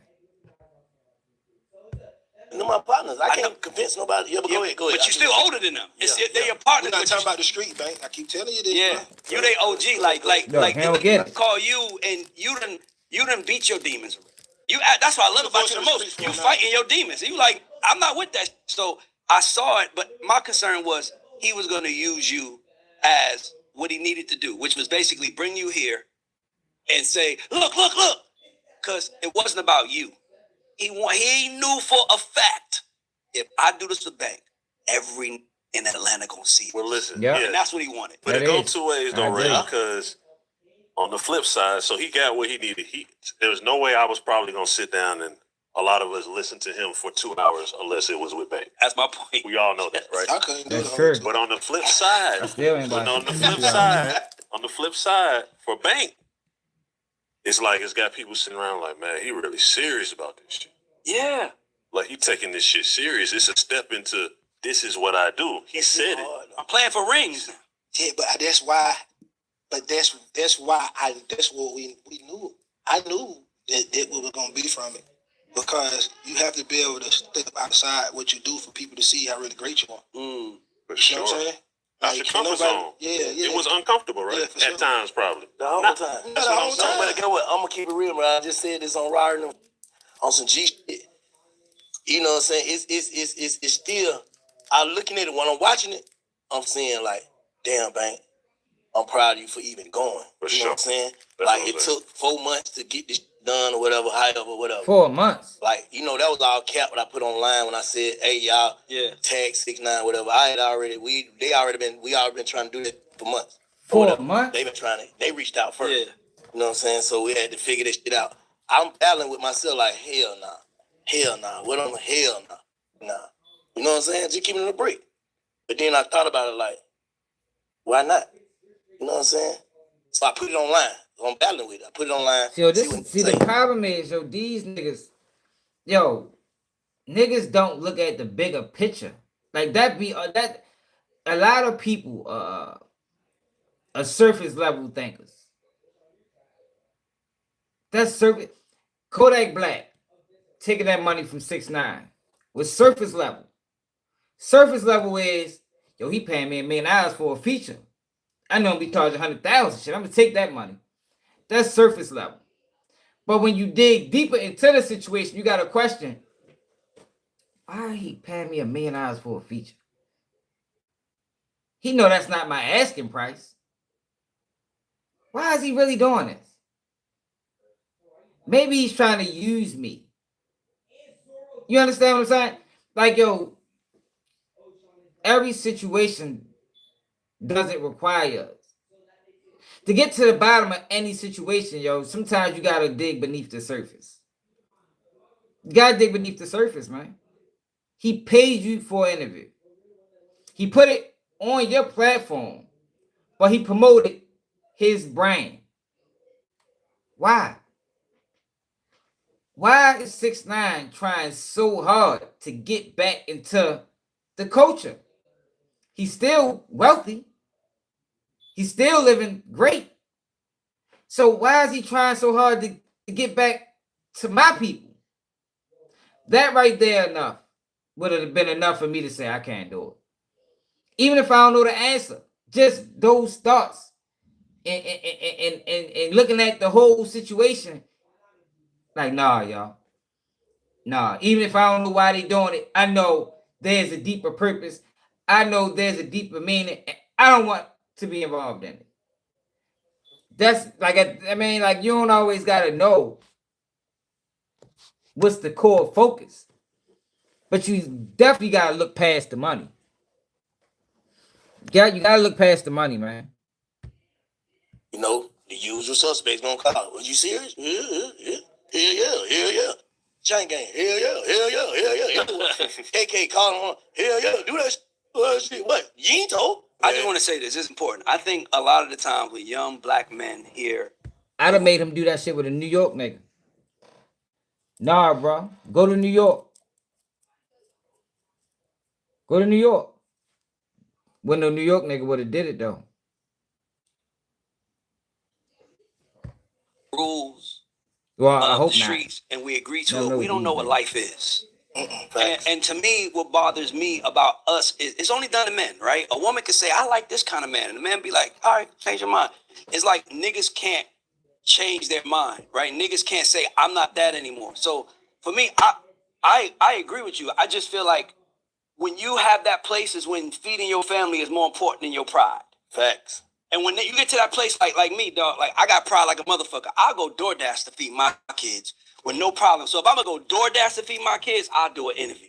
Exactly. I'll do an interview that I don't want to do because that's what life is. Like, I think every great Michael Jordan, Michael Jackson, anybody we look up to, they all dealt with shit they didn't want to. That's what made them great. I thought about this too, like what you just said. That shit crazy, bro. A nigga risked his life to feed his kid. So you won't do an interview to feed your kid? Yeah. Look, like, listen to that thinking. It's not about, you see what he said? Niggas risk their life to feed their kids. Like, we have all did it. Well, not all of us, but some of us have risked our life to feed our kids. And you would think, yeah, doing an interview, shit, I mean, that's easy money. But, yo, you put everything on the line. Yo, you put your principles on the line, bro. You put your morals on the line. Like, it wasn't about money. It wasn't about you risking your freedom, nigga. You risked your reputation, my nigga. The same thing Gucci did by doing what he did with Pooh Shiesty. Yo, you take years. It takes a lifetime to build a legacy, to build a reputation, to be viewed as a man of honor or a man of integrity. And you can lose it like this. And that's what the fuck Bank did, at least in my eyes. You spent your whole career, y'all, being viewed as an honorable man. No flaw on your name. All to lose it because you wanted to interview an antagonist rat from New York. And then you didn't even conduct the interview properly. You didn't hold that man accountable for nothing. You completely controlled the whole interview. So much so that he got people saying, yo, 6ix9ine was right. Yeah, but he wasn't right about nothing. Bank just didn't dispute it. I don't know if he was ill-equipped or that wasn't the plan.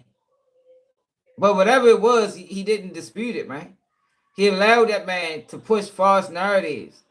He allowed that man to play victim. He played victim on that man platform, man. And I told y'all the live I did the other day, 6ix9ine wasn't no victim, man. 6ix9ine was a full participant.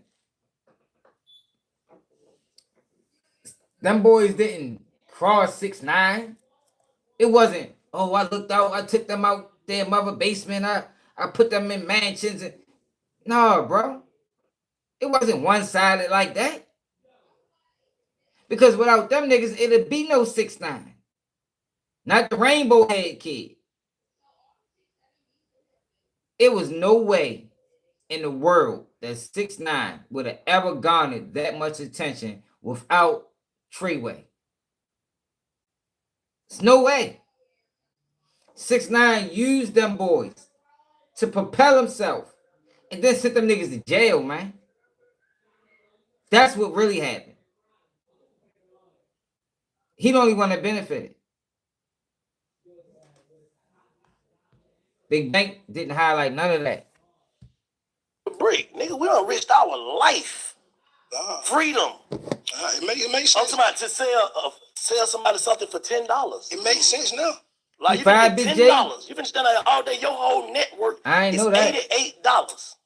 And your life is at risk for this $88. And the nigga ain't finna do an interview that gonna essentially make you million. But you gotta realize something, you a business man. See, we started talking street shit and we talking business. When you become a businessman, you gotta understand, you gotta brush shoulders with certain people that you really wouldn't brush shoulders with. Because it's business now. Because it's business, right? Facts. Okay, and it's those are, see, yo, they trying to convince a lot of our black men then adopted these white Jewish business practices. Yo, we don't move like that, yo. Yo, we move off integrity. That's how we move. That's how we're raised. But the internet, they kind of blended cultures in a way. To where as though now they're trying to convince us that we need to adapt the same mentality as them. Yeah, yo, on a business level, yeah, you might gotta compromise a little bit on what you stand on. But not to the point where what you're doing is detrimental to your own people, man. 6ix9ine doesn't add any value to the culture. No value. Music, garbage. Never heard nobody in Baltimore listening to it. Completely disrespectful. Nah, yo. He wasn't supposed to get that. That mentality shouldn't apply to this situation. street that we play different ball games. That's what I'm saying. Exactly. I don't fuck with you. Facts. So we gotta break down what we talking. We talking street or we talking business? We talking right now us. We can't right speak now to us is business. It's you know this. It's the hat. Business. It's the hat you see yourself in. It's the hat. Yeah, yo, because I think Big Bank lost. He'll see eventually. Just like Kodak lost. Kodak ain't been the same since that 6ix9ine feature. If we being all the way real. Yo, Kodak Black has not been the same since he took that $1 million from 6ix9ine. Big Bank gonna see. You lost niggas, bro. You even lost niggas from your hometown. You guys hometown niggas calling them out.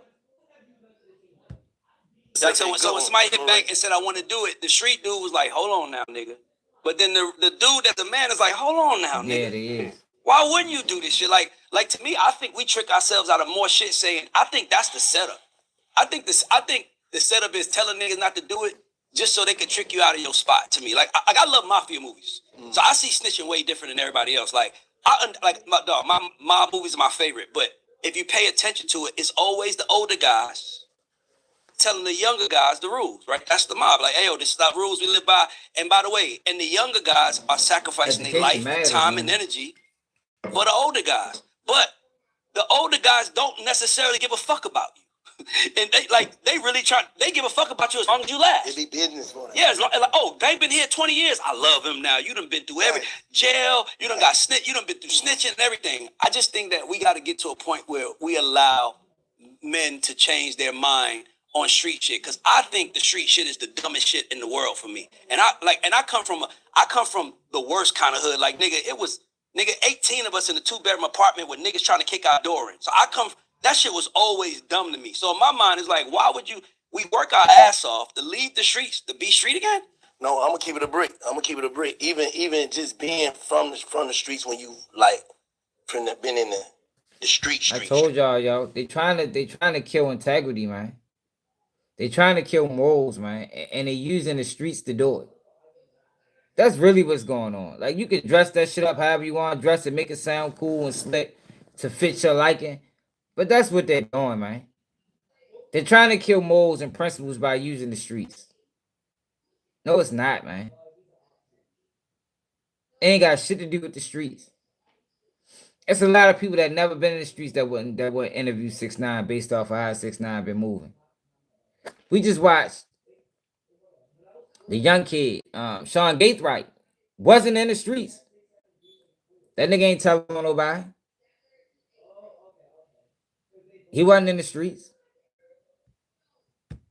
You know what I'm saying? Yeah, he did some it's street like, shit. There's no way you get older and don't feel like, damn, I played myself. No matter if you get out or whatever. You get, like, if you be in jail or whatever. No way you're not gonna feel played by that shit. That's why I said there's no rewards from this shit. It's definitely a little back. I think the most thing. I'm gonna tell you something. Let me say this too, like, I feel like niggas that really played in these streets, bro, on some G shit. I just been thinking, been reflecting about a lot of shit. It's like, we so prideful. We stand on this street shit still to this day because I don't want to admit that I was tricked. I was wrong. I know hey, you been tricked your whole life. No, but I'm saying, like, now correct me if I'm wrong. That ain't, you are wrong. You are wrong. That shit ain't got nothing to do with that. They can admit that they ain't make the best decisions growing up and the streets wasn't the option, but that don't change the facts of anything. That don't mean that now I can, I'm gonna start working with rats now. I can start working with people that don't got morals and principles now. No, yo. I always view these people as dishonorable. Regardless if I'm in the streets or not, yo, you still dishonorable. You dishonorable. 6ix9ine participated in criminal activity. And when the motherfucking hammer came down, 6ix9ine folded on them niggas, man. And a lot of them crimes was escalated by 6ix9ine. I showed y'all in the other live. He escalated a lot of that shit. A lot of the stuff them boys was involved in, it was because of 6ix9ine and his antics online. He was actively seeking people to aggravate, to antagonize, knowing that he had an army behind him. But when the feds came, he didn't stand behind the army. Man, these niggas crazy. I ain't talking about them. I'm done with these niggas. It's getting late. We've been live for 5 hours. We'll never get through that whole interview. Big Bank ain't taking no accountability. But he gonna see. He gonna see. He gonna see what happens. All he did was help 6ix9ine.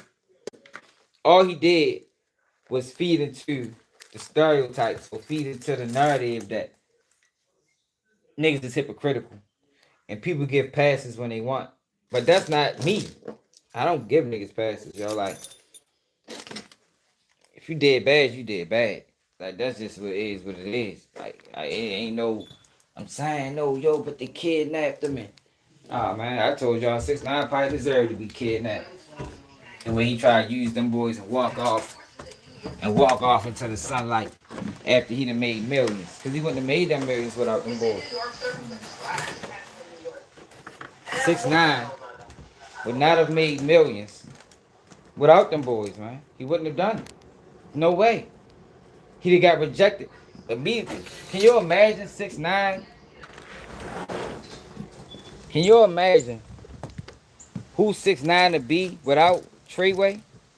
Imagine if he came out without all the red. He wouldn't have got nowhere, man.